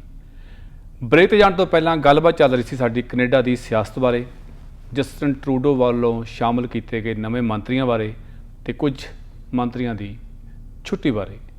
ਸੋ ਉਸੇ ਗੱਲਬਾਤ ਨੂੰ ਅੱਗੇ ਵਧਾਉਂਦੇ ਹੋਏ ਕੁਝ ਅਗਾਂਹ ਤੁਰਦੇ ਹਾਂ। ਚੀਮਾ ਸਾਹਿਬ, ਹਰਜੀਤ ਸਿੰਘ ਸੱਜਣ ਦਾ ਬਤੌਰ ਰੱਖਿਆ ਮੰਤਰੀ ਬਣਨਾ ਇੱਕ ਵਿਸ਼ਵ ਪੱਧਰ ਤੇ ਸੁਰਖੀਆਂ ਦਾ ਕੇਂਦਰ ਬਣਿਆ ਸੀ ਜੀ, ਕਿਉਂਕਿ ਉਹਨਾਂ ਦਾ ਜਿਹੜਾ ਪਿਛੋਕੜ ਹੈ, ਜਾਂ ਆਪਾਂ ਅਫਗਾਨਿਸਤਾਨ 'ਚ ਉਹਨਾਂ ਦਾ ਤਜਰਬਾ ਲਾਈਏ, ਇਹ ਗੱਲ ਬੜੀ ਵੱਡੀ ਪੱਧਰ ਤੇ ਉੱਭਰੀ ਸੀ ਕਿ ਦੇਖੋ ਜੀ, ਕੈਨੇਡਾ ਸਰਕਾਰ ਨੇ ਇੱਕ ਸਾਬਕਾ ਫੌਜੀ ਜਿਨ੍ਹਾਂ ਨੇ ਸਰਵ ਕੀਤਾ ਕੈਨੇਡੀਅਨ ਆਰਮੀ ਨੂੰ, ਤੇ ਉਹਨਾਂ ਨੂੰ ਜਸਟਿਨ ਟਰੂਡੋ ਨੇ ਦੇਸ਼ ਦਾ ਰੱਖਿਆ ਮੰਤਰਾਲਾ ਸੰਭਾਲ ਦਿੱਤਾ ਹੈਗਾ। ਸੋ ਇਸ ਗੱਲ ਦੀ ਬੜੀ ਵੱਡੀ ਐਪਰੀਸ਼ੀਏਸ਼ਨ ਹੋਈ ਸੀ ਉਸ ਸਮੇਂ ਦੇ ਵਿੱਚ। ਜੀ, ਤੇ ਹੁਣ ਦੀ ਗੱਲ ਕਰੀਏ 2021 ਦੀ, ਤੇ ਹਰਜੀਤ ਸਿੰਘ ਸੱਜਣ ਮੌਜੂਦਾ ਵਜ਼ਾਰਤ ਵਿੱਚ ਹੈ ਤਾਂ ਹਨ, ਪਰ ਰੱਖਿਆ ਮੰਤਰਾਲਾ ਉਹਨਾਂ ਕੋਲ ਨਹੀਂ ਹੈ ਜੀ। ਇਹਦੀ ਕੁਝ ਖਾਸ ਵਜ੍ਹਾ? ਗਰੇਵਾਲ ਸਾਹਿਬ, ਜਿਵੇਂ ਤੁਸੀਂ ਜ਼ਿਕਰ ਕੀਤਾ ਹਰਜੀਤ ਸੱਜਣ ਬਾਰੇ ਕਿ 2015 ਦੇ ਵਿੱਚ ਪਹਿਲੀ ਵਾਰੀ ਜਦੋਂ ਵੈਨਕੂਵਰ ਸਾਊਥ ਦੀ ਪਾਰਲੀਮੈਂਟ ਸੀਟ ਤੋਂ ਇਹ ਇਲੈਕਸ਼ਨ ਜਿਹੜੀ ਲੜਦੇ ਨੇ, ਉਹ 2015 ਵਿੱਚ ਪਹਿਲੀ ਵਾਰੀ ਜਿੱਤੇ, ਜਦੋਂ ਲੋਕਾਂ ਨੂੰ ਪਤਾ ਲੱਗਾ ਕਿ ਹਰਜੀਤ ਸੱਜਣ ਵੀ ਕੋਈ ਪੋਲੀਟੀਸ਼ੀਅਨ ਹੈਗੇ ਨੇ ਜਿਹੜੇ ਪੰਜਾਬੀ ਭਾਈਚਾਰੇ ਨੂੰ, ਜਾਂ ਆਪਾਂ ਕਹਿ ਦਈਏ ਸਿੱਖ ਭਾਈਚਾਰੇ ਨੂੰ, ਜਿਹੜਾ ਉਦੋਂ ਰਿਪਰੈਜ਼ੈਂਟ ਕੀਤਾ ਸੀ ਇਹਨਾਂ ਨੇ ਜੀ।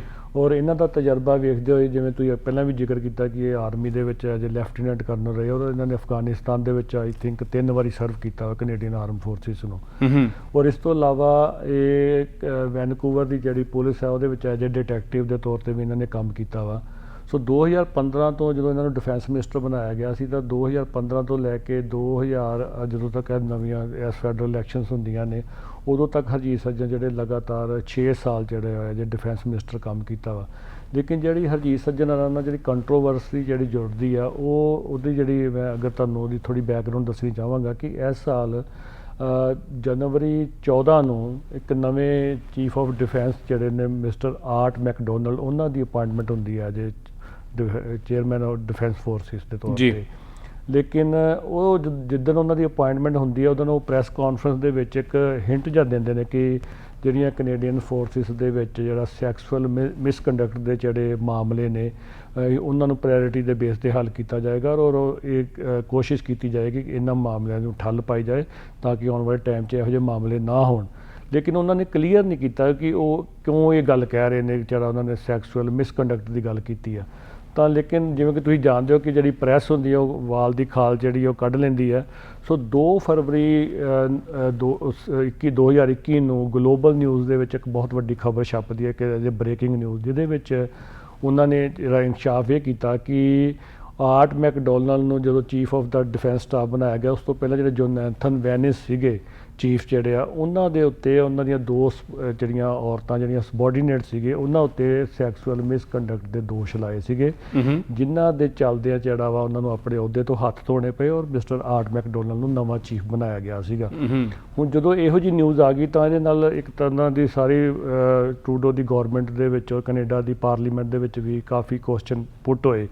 ਤਾਂ ਉਹਦੇ ਵਿੱਚ ਜਦੋਂ ਹਰਜੀਤ ਸੱਜਣ ਨੂੰ ਪੁੱਛਿਆ ਗਿਆ ਤਾਂ ਹਰਜੀਤ ਸੱਜਣ ਦੇ ਜਿਹੜਾ ਆਫਿਸ ਸੀਗਾ, ਉਹਨਾਂ ਨੇ ਇਨਕਾਰ ਕੀਤਾ ਕਿ ਸਾਨੂੰ ਇਹਦੇ ਬਾਰੇ ਬਿਲਕੁਲ ਨਹੀਂ ਸੀ ਪਤਾ। ਲੇਕਿਨ ਗਲੋਬਲ ਨਿਊਜ਼ ਨੇ ਫਿਰ ਦੁਬਾਰਾ ਇੱਕ ਨਿਊਜ਼ ਦੇ ਵਿੱਚ ਇਹ ਜਿਹੜਾ ਕਲੀਅਰ ਕਰ ਦਿੱਤਾ ਕਿ ਮਾਰਚ 2018 ਦੇ ਵਿੱਚ ਹਰਜੀਤ ਸੱਜਣ ਦੇ ਆਫਿਸ ਨੂੰ ਇਸ ਚੀਜ਼ ਦਾ ਪਤਾ ਲੱਗ ਗਿਆ ਸੀਗਾ ਕਿ ਜੋਨਾਥਨ ਵੈਨਿਸ ਦੇ ਉੱਤੇ ਉਹਦੀਆਂ ਸਬੋਰਡੀਨੇਟ ਜਿਹੜੀਆਂ 2 ਔਰਤਾਂ ਨੇ, ਉਹਨਾਂ ਨੇ ਸੈਕਸੁਅਲ ਮਿਸਕੰਡਕਟ ਦੇ ਦੋਸ਼ ਲਾਏ ਨੇ। ਤਾਂ ਜਦੋਂ ਇਹ ਖਬਰ ਅੱਗੇ ਆ ਗਈ ਤਾਂ ਇਹਦੇ ਨਾਲ ਜਿਹੜੀ ਆ ਹਰਜੀਤ ਸੱਜਣ ਦੀ ਜਿਹੜੀ ਇਮੇਜ ਸੀ, ਉਹ ਇੱਕਦਮ ਉਹਦੇ ਉੱਤੇ ਬੜੀ ਵੱਡੀ ਸੱਟ ਵੱਜੀ। ਇਸ ਤੋਂ ਇਲਾਵਾ ਜਿਹੜਾ PMO ਦਾ ਆਫਿਸ ਸੀਗਾ, ਉਹ ਵੀ ਕੁਐਸਚਨ ਦੇ ਵਿੱਚ ਆ ਗਿਆ, ਕਿਉਂਕਿ ਉਹਨਾਂ ਨੇ ਵੀ ਡਿਨਾਈ ਕੀਤਾ ਕਿ ਸਾਨੂੰ ਤਾਂ ਇਸ ਬਾਰੇ ਕੁਝ ਨਹੀਂ ਪਤਾ, ਕਿਉਂਕਿ ਜਦੋਂ ਤੁਸੀਂ PMO ਆਫਿਸ ਨੂੰ ਜਿਹੜੀ ਫੀਡਬੈਕ ਮਿਲਣੀ ਹੁੰਦੀ ਹੈ, ਉਹ ਆਪਣੇ ਮਿਨਿਸਟਰ ਤੋਂ ਮਿਲਣੀ ਹੁੰਦੀ ਹੈ।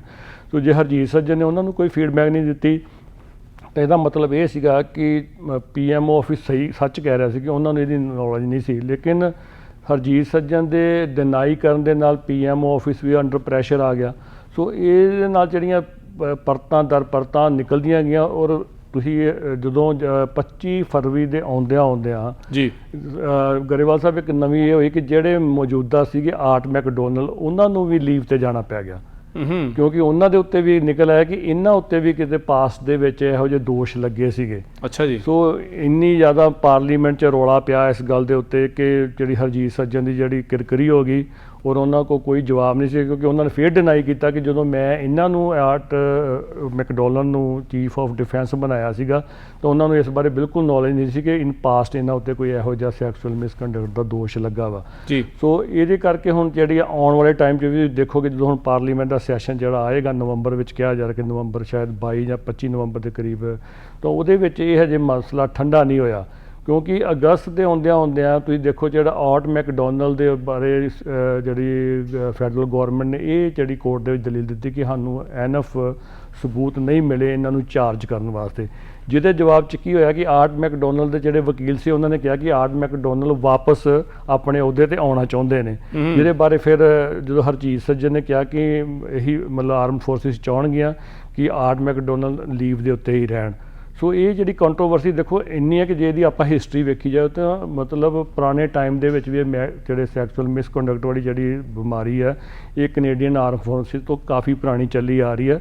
ਹੁਣ ਦੇਖੋ ਜਿਵੇਂ ਅਨੀਤਾ ਆਨੰਦ ਦੀ ਆਪਾਂ ਗੱਲ ਕਰ ਰਹੇ ਹਾਂ, ਅਨੀਤਾ ਆਨੰਦ ਦੇ ਜਦੋਂ ਉਹਨਾਂ ਨੇ ਹੁਣ ਚਾਰਜ ਲਿਆ ਵਾ ਡਿਫੈਂਸ ਮਿਨਿਸਟਰੀ ਦਾ, ਤੁਸੀਂ ਹੈਰਾਨ ਹੋਗੇ ਕਿ 12 ਦੇ ਕਰੀਬ ਇਸ ਵੇਲੇ ਜਿਹੜੇ ਫਲੈਗ ਆਫਿਸਰਸ ਉਹਨਾਂ ਨੂੰ ਕਹਿੰਦੇ ਜਿਨ੍ਹਾਂ ਨੂੰ ਫਲੈਗ ਮਿਲਦੇ ਆ, ਜਿਹੜੇ ਹਾਇਰ ਰੈਂਕ ਦੇ ਹੁੰਦੇ ਨੇ ਜੀ ਜਾਂ ਜਨਰਲ, 12 ਦੇ ਕਰੀਬ ਇਹੋ ਜਿਹੇ ਇਸ ਵੇਲੇ ਆਫਿਸਰ ਨੇ ਜਿਹੜੇ ਜਾਂ ਤਾਂ ਔਨ ਲੀਵ ਚੱਲ ਰਹੇ ਨੇ ਜਾਂ ਉਹਨਾਂ ਦੇ ਉੱਤੇ ਇਨਵੈਸਟੀਗੇਸ਼ਨ ਚੱਲ ਰਹੀ ਹੈ ਜਾਂ ਉਹ ਆਲ ਟੂਗੈਦਰ ਜਿਹੜੇ ਆ ਫੋਰਸਿਸ ਨੂੰ ਛੱਡ ਗਏ ਨੇ ਬਿਕੋਜ਼ ਆਫ ਸੈਕਸੁਅਲ ਮਿਸਕੰਡਕਟ। ਸੋ ਇਹਨਾਂ ਸਾਰੀਆਂ ਚੀਜ਼ਾਂ ਕਰਕੇ ਜਿਹੜਾ ਹਰਜੀਤ ਸੱਜਣ ਦੀ ਰੈਪੂਟੇਸ਼ਨ ਉੱਤੇ ਬਹੁਤ ਵੱਡਾ ਜਿਹੜਾ ਇੱਕ ਧੱਬਾ ਲੱਗ ਗਿਆ, ਜਿਹਦੇ ਕਰਕੇ ਉਹਨਾਂ ਦੀ ਜਿਹੜਾ ਡਿਪਾਰਟਮੈਂਟ ਦਿੱਤਾ ਗਿਆ ਇੰਟਰਨੈਸ਼ਨਲ ਡਿਵੈਲਪਮੈਂਟ ਦਾ, ਉਹ ਬਹੁਤ ਛੋਟਾ ਡਿਪਾਰਟਮੈਂਟ ਹੈ as compare to defence minister. So ਕਿਹਾ ਜਾ ਰਿਹਾ ਕਿ ਟਰੂਡੋ ਨੂੰ ਚਾਹੁੰਦੇ ਤਾਂ ਸੀ ਕਿ ਟਰੂਡੋ ਵੀ ਸ਼ਾਇਦ ਨਾ ਵੀ ਲੈਂਦੇ ਮਿਨਿਸਟਰੀ ਦੇ ਵਿੱਚ, ਲੇਕਿਨ ਕਿਉਂਕਿ ਉਹ ਸਿੱਖ ਭਾਈਚਾਰੇ ਨੂੰ ਕਰਦੇ ਔਰ BC ਦੇ ਵਿੱਚ ਜਿਵੇਂ ਆਪਾਂ ਜਾਣਦੇ ਹਾਂ ਕਿ 4 ਮੰਤਰੀ ਲਏ ਗਏ, ਉਹਨਾਂ ਵਿੱਚ ਜਿਹੜੇ ਹਰਜੀਤ ਸੱਜਣ ਨੂੰ ਲੈਣਾ ਸ਼ਾਇਦ ਉਹਨਾਂ ਦੀ ਕੋਈ ਮਜਬੂਰੀ ਵੀ ਹੋ ਸਕਦਾ ਵਾ, ਲੇਕਿਨ ਉਹਨਾਂ ਨੇ ਅਜੇ ਸਜ਼ਾ ਉਹਨਾਂ ਨੂੰ ਜਿਹੜਾ ਵਾ ਬਹੁਤ ਛੋਟਾ ਮਹਿਕਮਾ ਦਿੱਤਾ ਵਾ। ਤੁਸੀਂ ਗੱਲ ਕੀਤੀ ਆ ਵੀ ਹਜੇ ਵੀ ਜਿਹੜੇ ਹੈ ਕੈਨੇਡੀਅਨ ਫੋਰਸਿਸ ਦੇ ਜਿਹੜੇ ਉੱਚ ਅਫਸਰ ਆ ਉਹ ਔਨ ਲੀਵ ਨੇ ਜਾਂ ਛੁੱਟੀ 'ਤੇ ਨੇ। ਖੈਰ ਉਸ ਦੀ ਜਿਹੜੀ ਭੇਤ ਵਾਲੀ ਗੱਲ ਆ ਜਿਵੇਂ ਕਹਿੰਦੇ ਵੀ ਬਹੁਤ ਜਲਦੀ ਸਾਹਮਣੇ ਆਉਣ ਦੀ ਉਮੀਦ ਹੈਗੀ ਆ। ਆਪਾਂ ਚੀਮਾ ਸਾਹਿਬ ਬ੍ਰੇਕ 'ਤੇ ਜਾਣ ਤੋਂ ਪਹਿਲਾਂ ਗੱਲ ਕੀਤੀ ਸੀਗੀ ਕਿ ਵੈਸੇ ਜਸਟਿਨ ਟਰੂਡੋ ਸ਼ੁਰੂ ਤੋਂ ਇਹ ਕਹਿੰਦੇ ਰਹੇ ਹਨ ਕਿ ਮੈਂ ਔਰਤਾਂ ਦੀ ਜਿਹੜੀ ਸ਼ਮੂਲੀਅਤ ਹੈ ਮੰਤਰਾਲੇ ਵਿੱਚ ਇੰਨੇ ਅਨੁਪਾਤ ਨਾਲ ਮੈਂ ਰੱਖਣ ਦੀ ਕੋਸ਼ਿਸ਼ ਕਰਾਂਗਾ, ਅਤੇ ਕਿਤੇ ਨਾ ਕਿਤੇ ਉਹ ਵਾਅਦੇ ਨੂੰ ਨਿਭਾਉਂਦੇ ਵੀ ਕੋਈ ਨਜ਼ਰ ਆ ਰਹੇ ਨੇ ਜੀ। ਪਰ ਜੇ ਆਪਾਂ ਗੱਲ ਕਰੀਏ ਵੀ ਕੈਨੇਡਾ ਦੇ ਅਹਿਮ ਅਹੁਦੇ ਮਹਿਲਾ ਮੰਤਰੀਆਂ ਕੋਲ ਜਾਣੇ, ਇਹ ਕਿਸ ਗੱਲ ਵੱਲ ਇਸ਼ਾਰਾ ਕਰਦੇ ਹਨ ਕਿ ਇਹ ਬਿਹਤਰ ਵਿਭਾਗ ਚਲਾ ਸਕਦੀਆਂ ਨੇ ਜਾਂ ਇਹਦੇ ਵਿੱਚ ਕੋਈ ਕਿਤੇ ਨਾ ਕਿਤੇ ਕੋਵਿਡ ਦਾ ਵੀ ਕੁਝ ਰੋਲ ਨਜ਼ਰ ਆਉਂਦਾ ਹੈ ਕਿ ਜਿਨ੍ਹਾਂ ਨੇ ਕੋਵਿਡ ਦਾ ਕੋਈ ਵਧੀਆ ਭੂਮਿਕਾ ਨਿਭਾਤੀ ਉਹਨੂੰ ਗਾਹਾਂ ਇੱਕ ਜੰਪ ਦੇ ਦਿੱਤਾ ਗਿਆ ਹੈਗਾ। ਕੀ ਇਹਦੇ ਅਸਲ ਜੜ੍ਹਾਂ ਕੀ ਨੇ ਇਹਦੀਆਂ? ਦੇਖੋ ਗਰੇਵਾਲ ਸਾਹਿਬ, ਨੋ ਡਾਊਟ ਕਿ ਔਰਤਾਂ ਨੇ ਹਰ ਖੇਤਰ ਦੇ ਵਿੱਚ ਪ੍ਰੂਵ ਕਰ ਦਿੱਤਾ ਕਿ ਦੇ ਆਰ ਨੋਟ ਬਿਹਾਈਂਡ ਦਾ ਮੈਨ। ਸੋ ਜਿਵੇਂ ਕਿ ਤੁਸੀਂ ਜ਼ਿਕਰ ਕੀਤਾ ਕਿ ਜਿਹੜੇ ਮੇਨ 3 ਜਿਹੜੇ ਮਹਿਕਮੇ ਨੇ, ਜਿਹੜੀ ਮੌਜੂਦਾ ਗੌਰਮੈਂਟ ਜਿਹੜੀ 38 ਮੈਂਬਰੀ ਵਜ਼ਾਰਤ ਬਣੀ ਆ ਉਹਦੇ ਵਿੱਚ 3 ਜਿਹੜੀਆਂ ਮੁੱਖ ਜਿਹੜੇ ਅਹੁਦੇ ਨੇ ਉਹ ਔਰਤਾਂ ਕੋਲ ਨੇ। ਸੋ ਇਹਨਾਂ ਔਰਤਾਂ ਨੇ ਆਪਣੀ ਜ਼ਿੰਦਗੀ ਦੇ ਕਿਸੇ ਨਾ ਕਿਸੇ ਸਟੇਜ ਦੇ ਉੱਤੇ ਇਹ ਸਿੱਧ ਕੀਤਾ ਵਾ ਆਪਣੀ ਵਰਕਿੰਗ ਦੇ ਨਾਲ ਕਿ ਉਹ ਇਹਨਾਂ ਅਹੁਦਿਆਂ ਦੇ ਲਈ ਉਹ ਕਾਬਲ ਸੀਗੀਆਂ। ਜਿਵੇਂ ਆਪਾਂ ਕ੍ਰਿਸਟਾ ਫਰੀਲੈਂਡ ਦੀ ਆਪਾਂ ਪਹਿਲਾਂ ਵੀ ਗੱਲ ਚੁੱਕਿਆ ਕਿ ਉਹਨੇ ਬਹੁਤ ਵਧੀਆ ਤਰੀਕੇ ਨਾਲ ਜਿਹੜਾ ਰਿਪਰੈਜ਼ੈਂਟ ਕੀਤਾ ਸੀਗਾ ਜਿਹੜਾ ਟ੍ਰੇਡ ਨੈਗੋਸ਼ੀਏਸ਼ਨ ਹੋਈਆਂ ਸੀ। ਤੁਹਾਨੂੰ ਪਤਾ ਹੀ ਆ ਕਿ ਟਰੰਪ ਇੱਕ ਬੜਾ ਜਿੱਦੀ ਪ੍ਰੈਜ਼ੀਡੈਂਟ ਮੰਨਿਆ ਗਿਆ ਵਾ ਹਿਸਟਰੀ ਦੇ ਵਿੱਚ ਕਿ ਜਿਹੜੀ ਗੱਲ ਉਹਦੇ ਮਨ ਵਿੱਚ ਆ ਜਾਂਦੀ ਸੀ ਉਹ ਮਨਾ ਕੇ ਛੱਡਦਾ ਸੀਗਾ, ਲੇਕਿਨ ਉਦੋਂ ਇਹਨੇ ਫਰੀਲੈਂਡ ਨੇ ਬਹੁਤ ਵਧੀਆ ਤਰੀਕੇ ਨਾਲ ਜਿਹੜਾ ਕੈਨੇਡਾ ਦਾ ਕੇਸ ਜਿਹੜਾ ਰੱਖਿਆ ਸੀ ਔਰ ਬੜੀ ਵਧੀਆ ਤਰੀਕੇ ਨਾਲ ਜਿਹੜੀਆਂ ਸ਼ਰਤਾਂ ਬਣਾ ਕੇ ਆਈ ਸੀਗੀ। ਸੋ ਇਸੇ ਤਰ੍ਹਾਂ ਅਨੀਤਾ ਆਨੰਦ ਬਾਰੇ ਵੀ ਕਿਹਾ ਜਾਂਦਾ ਕਿ ਅਨੀਤਾ ਆਨੰਦ ਜਿਵੇਂ ਮੈਂ ਪਹਿਲਾਂ ਵੀ ਦੱਸਿਆ ਕਿ 2019 ਦੇ ਵਿੱਚ ਉਹ ਪਹਿਲੀ ਵਾਰੀ ਪਾਰਲੀਮੈਂਟ ਦੇ ਮੈਂਬਰ ਬਣਦੇ ਆ ਔਰ ਤੁਸੀਂ ਦੇਖੋ ਵੀ 2019 ਤੋਂ ਲੈ ਕੇ ਅੱਜ 2 ਸਾਲਾਂ ਦੇ ਵਿੱਚ ਉਹ ਇੰਨੇ ਵਧੀਆ ਵੱਡੇ ਅਹੁਦੇ 'ਤੇ ਚਲੇ ਜਾਣਾ। ਨੋ ਡਾਊਟ ਇਹ ਵੇਖੋ ਜਿਹੜਾ ਸੈਕਸੁਅਲ ਮਿਸਕੰਡਕਟ ਦਾ ਜਿਹੜਾ ਹਿਸਟਰੀ ਹੈ ਕੈਨੇਡੀਅਨ ਫੋਰਸਿਸ ਦੇ ਵਿੱਚ, ਉਹਦੇ ਵਿੱਚ ਇੱਕ ਲੋੜ ਸੀਗੀ ਕਿ ਇੱਕ ਔਰਤ ਨੂੰ ਲਿਆਂਦਾ ਜਾਵੇ, ਕਿਉਂਕਿ ਇਹ ਕਿਹਾ ਜਾਂਦਾ ਕਿ ਅੱਜ ਵੀ ਕੈਨੇਡੀਅਨ ਫੋਰਸਿਸ ਦੇ ਵਿੱਚ ਜਿਹੜੀ ਉੱਪਰਲੀ ਕਰੀਮ ਜਿਹੜੇ ਆਫਿਸਰਸ ਨੇ ਉਹਨਾਂ ਦਾ ਇਹ ਆਪਣੇ ਆਪ ਦੇ ਵਿੱਚ ਇਸ ਭੁਲੇਖੇ ਵਿੱਚ ਰਹਿੰਦੇ ਆ ਕਿ ਸਾਨੂੰ ਕੁਛ ਨਹੀਂ ਕੋਈ ਕਹਿ ਸਕਦਾ। ਸੋ ਹਮੇਸ਼ਾ ਇਹਨਾਂ ਚੀਜ਼ਾਂ ਨੂੰ ਛੁਪਾਇਆ ਜਾਂਦਾ ਸੀਗਾ। ਸੋ ਇਸਦੇ ਬੀਇੰਗ ਲੇਡੀ ਉਹਨੇ ਜਿਵੇਂ ਪ੍ਰੋਕਿਉਰਮੈਂਟ ਦੇ ਵਿੱਚ ਤੁਸੀਂ ਦੇਖੋ 2030 ਤੱਕ ਸਾਰੇ ਆਰਡਰ ਜਿਹੜੇ ਆ ਪ੍ਰੋਕਿਉਰ ਹੋ ਚੁੱਕੇ ਆ। ਸੋ ਉਹਨੇ ਇੰਨਾ ਵਧੀਆ ਕੰਮ ਕੀਤਾ ਕਿ ਉਹਨੂੰ ਬਹੁਤ ਵੱਡੀ ਜਿਹੜੀ ਤਰੱਕੀ ਦਿੱਤੀ ਗਈ ਹੈ ਅਨੀਤਾ ਆਨੰਦ ਨੂੰ ਐਜ਼ ਏ ਡਿਫੈਂਸ ਮਿਨਿਸਟਰ। ਉਹਨੇ ਪ੍ਰੂਵ ਕੀਤਾ ਵਾ। ਹੁਣ ਆਪਾਂ ਗੱਲ ਕਰੀਏ ਮੈਲਿਨਾ ਜੋਲੀ ਦੀ। ਮੈਲਿਨਾ ਜੋਲੀ ਬਾਰੇ ਵੀ ਕਿਹਾ ਜਾਂਦਾ ਕਿ ਜਿਹੜਾ ਸਭ ਤੋਂ ਜਿਹੜਾ ਬਿਗੇਸਟ ਅਵਾਰਡ ਅਗਰ ਇਸ ਮਿਨਿਸਟਰੀ ਵਿੱਚ ਮਿਲਿਆ ਵਾ, ਅਨੀਤਾ ਆਨੰਦ ਬਾਰੇ ਤਾਂ ਕਹਿ ਹੀ ਰਹੇ ਆਪਾਂ, ਲੇਕਿਨ ਬਿਗੇਸਟ ਜਿਹੜਾ ਉਹਨੂੰ ਅਵਾਰਡ ਮਿਲਿਆ ਉਹ ਮੈਲਿਨਾ ਜੋਲੀ ਨੂੰ ਮਿਲਿਆ ਵਾ, ਜਿਨ੍ਹਾਂ ਨੂੰ ਫੋਰਨ ਅਫੇਅਰਸ ਦਾ ਮਿਨਿਸਟਰ ਦਾ ਚਾਰਜ ਦਿੱਤਾ ਗਿਆ। ਜਿਵੇਂ ਕਿ ਆਪਾਂ ਪਹਿਲਾਂ ਵੀ ਬ੍ਰੇਕ ਤੋਂ ਪਹਿਲਾਂ ਗਿਆ ਹੈ ਕਿ ਮੈਲਿਨਾ ਜੋਲੀ 2013 ਦੇ ਵਿੱਚ ਲਾਈਮਲਾਈਟ ਵਿੱਚ ਆਉਂਦੀ ਹੈ ਔਰ 2015 ਦੇ ਵਿੱਚ ਇਲੈਕਸ਼ਨ ਲੜਦੇ ਨੇ, ਜਦੋਂ ਇਹਨਾਂ ਨੂੰ ਪਹਿਲਾਂ ਬਹੁਤ ਵਧੀਆ ਇੰਪੋਰਟੈਂਟ ਮਹਿਕਮਾ ਹੈਰੀਟੇਜ ਦਾ ਦਿੱਤਾ ਗਿਆ ਸੀਗਾ। ਲੇਕਿਨ 2018 ਦੇ ਵਿੱਚ ਕਿਹੋ ਜਿਹੀ ਕੰਟਰੋਵਰਸੀ ਹੋਈ ਕਿ ਇਹਨਾਂ ਨੂੰ ਡਿਮੋਟ ਕਰਨਾ ਪੈ ਗਿਆ। ਮੈਂ ਥੋੜ੍ਹੀ ਉਹਦੀ ਬੈਕਗਰਾਊਂਡ ਦੱਸ ਦਿੰਦਾ ਕਿ 2018 ਦੇ ਵਿੱਚ ਫੈਡਰਲ ਗੌਰਮੈਂਟ ਨੇ ਨੈਟਫਲਿਕਸ ਦੇ ਨਾਲ 500 ਮਿਲੀਅਨ ਦਾ ਕੋਈ ਸਮਝੌਤਾ ਕੀਤਾ ਸੀ, ਜਿਹਦੇ ਵਿੱਚ ਉਹਨਾਂ ਨੇ ਕਿਹਾ ਸੀ ਕਿ ਜਿਹੜੇ ਕੈਨੇਡੀਅਨ ਬ੍ਰੌਡਕਾਸਟਰ ਉਹਨਾਂ ਨੂੰ ਪ੍ਰਮੋਟ ਕੀਤਾ ਜਾਏਗਾ, ਕਿਉਂਕਿ ਜਿਹੜੀ ਮੈਲਿਨਾ ਜੋਲੀ ਆ ਇਹ ਕਿਊਬੈਕ ਨੂੰ ਬਿਲੋਂਗ ਕਰਦੀ ਆ। ਸੋ ਉਹਦੇ ਵਿੱਚ ਕਿਤੇ ਵੀ ਜਿਹੜਾ ਵਾ ਜਿਹੜਾ ਨੈਟਫਲਿਕਸ ਦੇ ਨਾਲ 500 ਮਿਲੀਅਨ ਦਾ ਸਮਝੌਤਾ ਹੋਇਆ ਸੀ, ਉਹਦੇ ਵਿੱਚ ਕਿਤੇ ਇਹ ਨਹੀਂ ਸੀ ਕਿਹਾ ਗਿਆ ਕਿ ਉਹਦੇ ਵਿੱਚ ਕੋਈ ਗਰੰਟੀ ਦਿੱਤੀ ਜਾਂਦੀ ਕਿ ਜਿਹੜੇ ਫਰੈਂਚ ਦੇ ਬ੍ਰੌਡਕਾਸਟਰ ਹੈ ਉਹਨਾਂ ਨੂੰ ਹੀ ਪ੍ਰਮੋਟ ਕੀਤਾ ਜਾਏਗਾ। ਸੋ ਉਹਦੇ ਕਰਕੇ ਜਿਹੜੀ ਆ ਕਿਊਬੈਕ ਦੇ ਵਿੱਚ ਇੱਕ ਬੜੀ ਵੱਡੀ ਜਿਹੜੀ ਆ ਕੰਟਰੋਵਰਸੀ ਚੱਲ ਗਈ ਕਿ ਜਿਹੜੀ ਇਹਨੇ ਐਜ ਏ ਕਿਊਬੈਕ ਹੁੰਦਿਆਂ ਵੀ ਆ ਕਿਊਬੈਕ ਨੂੰ ਬਿਲੋਂਗ ਕਰਦਿਆਂ ਵੀ ਕਿਊਬੈਕ ਦੇ ਹਿੱਤਾਂ ਦੇ ਨਾਲ ਜਿਹੜਾ ਕੀਤਾ ਨਹੀਂ। ਤਾਂ ਬੜੀ ਉਹਦੇ ਵਿੱਚ ਫਿਰ ਉਹਨਾਂ ਨੇ ਇਹ ਕਿਹਾ ਸੀ ਕਿ ਨੈਟਫਲਿਕਸ ਦੇ ਉੱਤੇ ਸਾਨੂੰ ਸੇਲ ਟੈਕਸ ਲਾਉਣਾ ਚਾਹੀਦਾ, ਜਿਹੜਾ ਕਿ ਇਹਨੇ ਮਤਲਬ ਟਰੂਡੋ ਦੀ ਗੌਰਮੈਂਟ ਨੇ ਨਾ ਕਰ ਦਿੱਤੀ ਸੀ। ਉਹਦਾ ਫਿਰ ਸਾਰਾ ਜਿਹੜਾ ਨਜ਼ਲਾ ਸੀਗਾ ਉਹ ਮੈਲਿਨਾ ਜੋਲੀ ਤੇ ਡਿੱਗਿਆ ਸੀਗਾ। ਸੋ ਇਹਨੂੰ ਫਿਰ ਹੈਰੀਟੇਜ ਮਹਿਕਮੇ ਵਿੱਚੋਂ ਹਟਾ ਕੇ ਲੈਂਗੁਏਜਿਸ ਦਾ ਔਰ ਟੂਰਿਜ਼ਮ ਦਾ ਮਿਨਿਸਟਰ ਬਣਾ ਦਿੱਤਾ, ਜਿਹੜਾ ਕਿ ਇੱਕ ਤਰ੍ਹਾਂ ਦਾ ਡਿਮੋਟ ਕੀਤਾ ਗਿਆ ਸੀ। ਲੇਕਿਨ ਇਹਨੇ ਆਪਣੀ ਕਾਬਲੀਅਤ ਦੇ ਨਾਲ ਉਸ ਮੰਤਰਾਲੇ ਵਿੱਚ ਵੀ ਕਾਫੀ ਚੰਗਾ ਕੰਮ ਕੀਤਾ।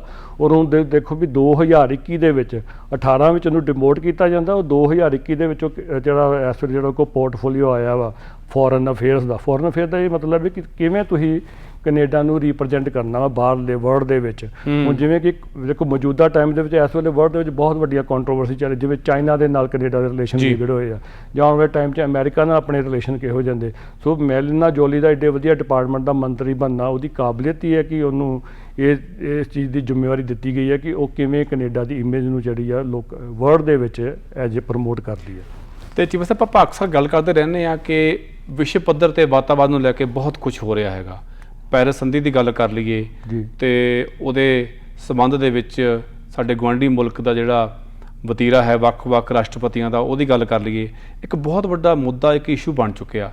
ਪਰ ਹਾਲ ਦੀ ਘੜੀ ਇਸ ਵਜ਼ਾਰਤ ਵਿੱਚ ਵਾਤਾਵਰਨ ਮੰਤਰੀ ਦਾ ਬਣਨਾ ਵੀ ਉਸ ਤੋਂ ਵੀ ਇੱਕ ਵੱਡਾ ਬਹਿਸ ਦਾ ਮੁੱਦਾ ਬਣ ਗਿਆ। ਇਹਦੀ ਕੀ ਖਾਸ ਵਜ੍ਹਾ ਕੀ ਹੈ?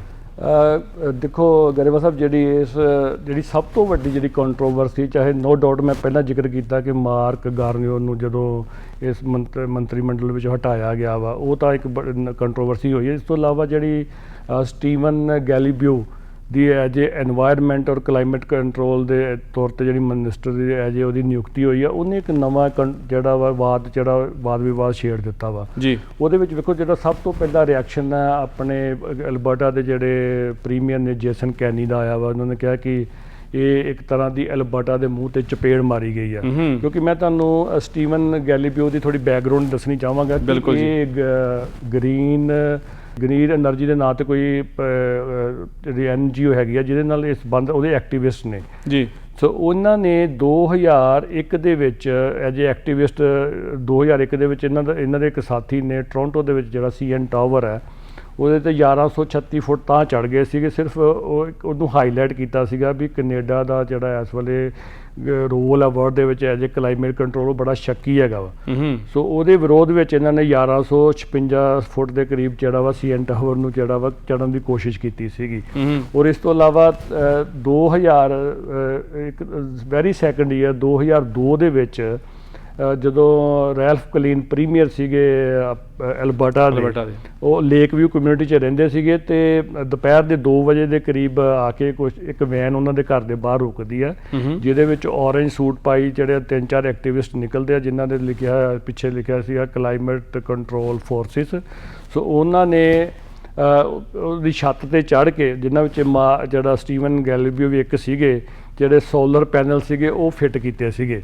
ਸੋ ਜਿਹੜੀ ਉਹਨਾਂ ਦੀ ਵਾਈਫ ਸੀ ਕੋਲੀਨ, ਉਹ ਘਬਰਾ ਗਈ ਵੀ ਇਹ ਕੌਣ ਬੰਦੇ ਮੇਰੇ ਜਿਹੜੀ ਛੱਤ ਤੇ ਪੌੜੀ ਲਾ ਕੇ ਚੜ੍ਹ ਰਹੇ ਨੇ, ਸ਼ਾਇਦ ਦੂਜੇ ਪਲਾਟ ਤੋਂ ਕੀ ਆ ਗਿਆ। ਹਾਂ, ਸੋ ਉਹਦੇ ਵਿੱਚ ਫਿਰ ਜਦੋਂ ਮਤਲਬ ਇਹ ਕੰਟਰੋਵਰਸੀ ਹੋਈ ਤਾਂ ਉਹਦੇ ਵਿੱਚ ਜਦੋਂ ਸਟੀਵਨ ਗੈਲੀਲੀਓ ਨੇ ਕਿਹਾ ਸੀ ਕਿ ਅਸੀਂ we are here to gift you the solar panel which is the future of the energy. So ਇਹੋ ਜਿਹੀਆਂ ਕੰਟਰੋਵਰਸੀ ਦੇ ਨਾਲ ਜਦੋਂ ਲਏ ਨੇ ਤਾਂ ਹੁਣ ਉਹਨਾਂ ਨੂੰ ਇਹ ਮਹਿਕਮਾ ਦਿੱਤਾ ਜਾਣਾ ਜਿਹੜਾ ਵਾ, ਉਹਦੇ ਕਰਕੇ ਐਲਬਰਟਾ ਦੇ ਵਿੱਚ ਇਸ ਚੀਜ਼ ਦਾ ਬੜਾ ਵੱਡਾ ਰਿਐਕਸ਼ਨ ਹੋ ਰਿਹਾ ਕਿ ਆਉਣ ਵਾਲੇ ਟਾਈਮ ਦੇ ਵਿੱਚ ਜਿਹੜੀ ਇਹ ਨਿਯੁਕਤੀ ਕੀਤੀ ਗਈ ਹੈ ਐਜ ਏ ਉਹਨਾਂ ਦੀ ਐਨਵਾਇਰਨਮੈਂਟ ਮਿਨਿਸਟਰ, ਕਿਉਂਕਿ ਇਹ ਪਹਿਲੀ ਜਿਹੜੀ ਮੰਤਰੀ ਮੰਡਲ ਜਿਹੜਾ ਪਹਿਲਾ ਸੀਗਾ ਉਹਦੇ ਵਿੱਚ ਇਹ ਹੈਰੀਟੇਜ ਮਿਨਿਸਟਰ ਸੀਗੇ। ਸੋ ਇਹਦੇ ਵਿੱਚ ਜਿਹੜਾ ਹੁਣ ਉਹਦੇ ਵਿੱਚ ਜਿਹੜੇ ਐਨਵਾਇਰਨਮੈਂਟ ਮਿਨਿਸਟਰ ਸੀਗੇ ਜੋਨਾਥਨ ਵਿਲੀਅਮਸਨ, ਉਹਨਾਂ ਨੂੰ ਜਿਹੜਾ ਵਾ ਨੈਚੁਰਲ ਰਿਸੋਰਸਿਸ ਦਾ ਮੰਤਰੀ ਬਣਾ ਦਿੱਤਾ ਗਿਆ ਵਾ, ਤੇ ਉਹਨਾਂ ਦੇ ਮਹਿਕਮੇ ਦੇ ਵਿੱਚ ਜਿਹੜਾ ਇਹਨੂੰ ਸਟੀਵਨ ਗੈਲੀਲੀਓ ਨੂੰ ਦੇ ਦਿੱਤਾ ਗਿਆ ਵਾ। ਸੋ ਉਹਨਾਂ ਦੋਨਾਂ ਦਾ ਵੇਖੋ, ਜਦੋਂ ਤੁਸੀਂ ਗੱਲ ਆਪਾਂ ਕਰਦੇ ਆ ਆਪਣਾ ਐਮਿਸ਼ਨਸ ਦੀ, ਕਾਰਬਨ ਫੁੱਟਪ੍ਰਿੰਟ ਦੀ ਗੱਲ ਕਰਦੇ ਆ, ਤਾਂ ਦੇਖੋ ਦੋਨੇ ਜਿਹੜੇ ਮੰਤਰੀ ਆ ਇਹ ਇੱਕ ਤਰ੍ਹਾਂ ਦਾ ਉਹਨਾਂ ਨੇ ਵਰਲਡ ਦੇ ਵਿੱਚ, ਕਿਉਂਕਿ ਕੈਨੇਡਾ ਤੇ ਗਰੇਵਾਲ ਸਾਹਿਬ ਕੈਨੇਡਾ ਉੱਤੇ ਬਾਰ-ਬਾਰ ਇਹ ਦੋਸ਼ ਲੱਗ ਰਿਹਾ ਕਿ ਜਿੰਨੇ ਵੀ ਇਹਨਾਂ ਨੇ ਟਾਰਗੇਟ ਹੁਣ ਤੱਕ ਲਏ ਨੇ ਕਾਰਬਨ ਐਮਿਸ਼ਨਸ ਨੂੰ ਕੰਟਰੋਲ ਕਰਨ ਦੇ, ਉਹਦੇ ਸਾਰੇ ਟਾਰਗੇਟ 'ਚੋਂ ਇਹ ਫੇਲ ਹੋ ਰਹੇ ਨੇ। ਸੋ ਇਹ ਟਰੂਡੋ ਦੀ ਬੜੀ ਵੱਡੀ ਇੱਕ ਮਜਬੂਰੀ ਬਣ ਸੀਗੀ ਕਿ ਵਰਲਡ ਨੂੰ ਇਹ ਦੱਸਣਾ ਕਿ ਕੈਨੇਡਾ ਜਿਹੜਾ ਵਾ ਇਹਨਾਂ ਐਮਿਸ਼ਨਸ ਨੂੰ ਰੋਕਣ ਵਾਸਤੇ ਬੜਾ ਸੀਰੀਅਸ ਹੈ। ਸੋ ਉਹਦੇ ਕਰਕੇ ਉਹਨਾਂ ਨੇ ਇਹਨਾਂ ਨੂੰ ਜਿਹੜਾ ਮੰਤਰਾਲੇ ਦਿੱਤਾ ਵਾ ਐਨਵਾਇਰਨਮੈਂਟ ਦਾ ਔਰ ਕਲਾਈਮੇਟ ਕੰਟਰੋਲ ਦਾ। ਇੱਕ ਇੰਟਰਵਿਊ ਦੇ ਵਿੱਚ ਜਦੋਂ ਕਿਸੇ ਨੇ ਇਹਨਾਂ ਨੂੰ ਪੁੱਛਿਆ ਸਟੀਵਨ ਗੈਲੀਲੀਓ ਨੂੰ ਜਦੋਂ ਮੰਤਰੀ ਬਣਨ ਤੋਂ ਬਾਅਦ ਕਿ ਤੁਸੀਂ ਜਿਹੜਾ ਇਹ ਤੁਹਾਡੇ ਉੱਤੇ ਛਾਪ ਲੱਗੀ ਹੋਈ ਆ ਵੀ ਤੁਸੀਂ ਇੱਕ ਐਕਟੀਵਿਸਟ ਰਹੇ ਹੋ ਇੱਕ ਆਰਗੇਨਾਈਜੇਸ਼ਨ ਦੇ, ਕਿ ਤੁਸੀਂ ਇਸ ਛਾਪ ਨੂੰ ਆਪਣੇ ਆਪ ਤੋਂ ਵੱਖਰਾ ਕਰਨਾ ਚਾਹੋਗੇ, ਤਾਂ ਉਹਨੇ ਬੜੇ ਮਾਣ ਨਾਲ ਕਿਹਾ ਕਿ ਨਹੀਂ, ਕਿ ਮੈਂ ਤਾਂ 30 ਸਾਲਾਂ ਤੋਂ ਹੀ ਜਿਹੜਾ ਵਾ ਐਨਵਾਇਰਨਮੈਂਟ ਹੀ ਲੜਦਾ ਰਿਹਾ, ਲੇਕਿਨ ਨੋ ਡਾਊਟ ਮੇਰਾ ਅੱਜ ਜਿਹੜਾ role as a different role ਹੈਗਾ ਵਾ। ਮੈਂ ਮਤਲਬ ਮੈਨੂੰ ਐਜ ਏ ਐਂਟੀ ਨਾ ਲਿਆ ਜਾਵੇ ਗੈਸ ਔਰ energy industry gas and oil industry ਦੇ। ਸੋ ਮੈਂ ਆਉਣ ਵਾਲੇ ਟਾਈਮ ਦੇ ਵਿੱਚ ਉਹਨਾਂ ਨਾਲ ਬੈਠ ਕੇ ਨੈਗੋਸ਼ੀਏਟ ਕਰਕੇ ਕੋਈ ਇਹਦਾ ਹੱਲ ਲੱਭਾਂਗੇ। ਨੋ ਡਾਊਟ ਉਹਨਾਂ ਨੇ ਇਹ ਗੱਲ ਜ਼ਰੂਰ ਕਹੀ ਹੈ ਕਿ ਆਉਣ ਵਾਲੇ ਟਾਈਮ ਦੇ ਵਿੱਚ ਜਿਹੜਾ ਵਾ ਜਿਹੜੀਆਂ ਕਾਰਬਨ ਐਮਿਸ਼ਨਸ ਹੋ ਰਹੀਆਂ ਨੇ ਉਹ ਘੱਟੋ ਘੱਟ ਅਸੀਂ ਜਿਹੜੀ ਆਇਲ ਐਂਡ ਗੈਸ ਇੰਡਸਟਰੀ ਹੈ ਇਹਦੇ ਉੱਤੇ ਕੈਪ ਲਾਵਾਂਗੇ। ਉਹਦਾ ਮੇਨ ਉਹਨਾਂ ਨੇ ਕਾਰਨ ਇਹ ਦੱਸਿਆ ਕਿ ਜਿਵੇਂ ਕੰਸਟਰਕਸ਼ਨ ਇੰਡਸਟਰੀ 'ਚੋਂ ਵੀ ਹੋ ਰਹੀਆਂ ਨੇ, ਉਹ ਬਾਕੀ ਇੰਡਸਟਰੀ ਵੀ ਐਮਿਸ਼ਨਸ ਕਰ ਰਹੀਆਂ ਨੇ, ਪਰ ਆਇਲ ਐਂਡ ਗੈਸ ਐਨਰਜੀ ਸਭ ਤੋਂ ਵੱਧ, ਯਾਨੀ ਜਿੰਨੀਆਂ ਟੋਟਲ ਐਮਿਸ਼ਨਸ ਹੋ ਰਹੀਆਂ ਨੇ ਉਹਦਾ 45% ਜਿਹੜਾ ਵਾ ਉਹ ਆਇਲ ਐਂਡ ਗੈਸ ਜਿਹੜੀ ਇੰਡਸਟਰੀ ਆ ਉਹ ਕਰ ਰਹੀ ਹੈ। ਜੀ, ਗੱਲਬਾਤ ਚੱਲ ਰਹੀ ਹੈ ਜਤਿੰਦਰ ਚੀਮਾ ਜੀ ਹੁਣਾਂ ਨਾਲ ਬਿਯੋਂਡ ਦੀ ਹੈਡਲਾਈਨਸ ਪ੍ਰੋਗਰਾਮ ਦੇ ਤਹਿਤ ਸੁਰਖੀਆਂ ਦੇ ਆਰ-ਪਾਰ। ਇੱਕ ਬ੍ਰੇਕ ਤੋਂ ਬਾਅਦ ਪਰਤ ਕੇ ਫਿਰ ਵਾਪਸ ਆਵਾਂਗੇ, ਕੁਝ ਹੋਰ ਕੈਨੇਡਾ ਦੀਆਂ ਖਾਸ ਖਬਰਾਂ ਉੱਪਰ ਚਰਚਾ ਰੱਖਾਂਗੇ ਜਾਰੀ। ਤੁਸੀਂ ਬਣੇ ਰਹੋ ਟੀਵੀ ਪੰਜਾਬੀ ਨੈਸ਼ਨਲ ਤੇ।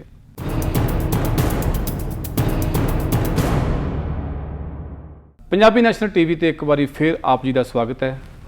ਪ੍ਰੋਗਰਾਮ ਬਿਯੋਂਡ ਦੀ ਹੈਡਲਾਈਨ ਸੁਰਖੀਆਂ ਦੇ ਆਰ-ਪਾਰ। ਜਤਿੰਦਰ ਚੀਮਾ ਜੀ ਹੁਣਾਂ ਨਾਲ ਅੱਜ ਗੱਲਬਾਤ ਕਰ ਰਹੇ ਹਾਂ ਕੈਨੇਡਾ ਦੀ ਨਵੀਂ ਵਜ਼ਾਰਤ ਬਾਰੇ ਤੇ ਕੁਝ ਨਵੀਆਂ ਹੋਰ ਅਪਡੇਟਸ ਬਾਰੇ।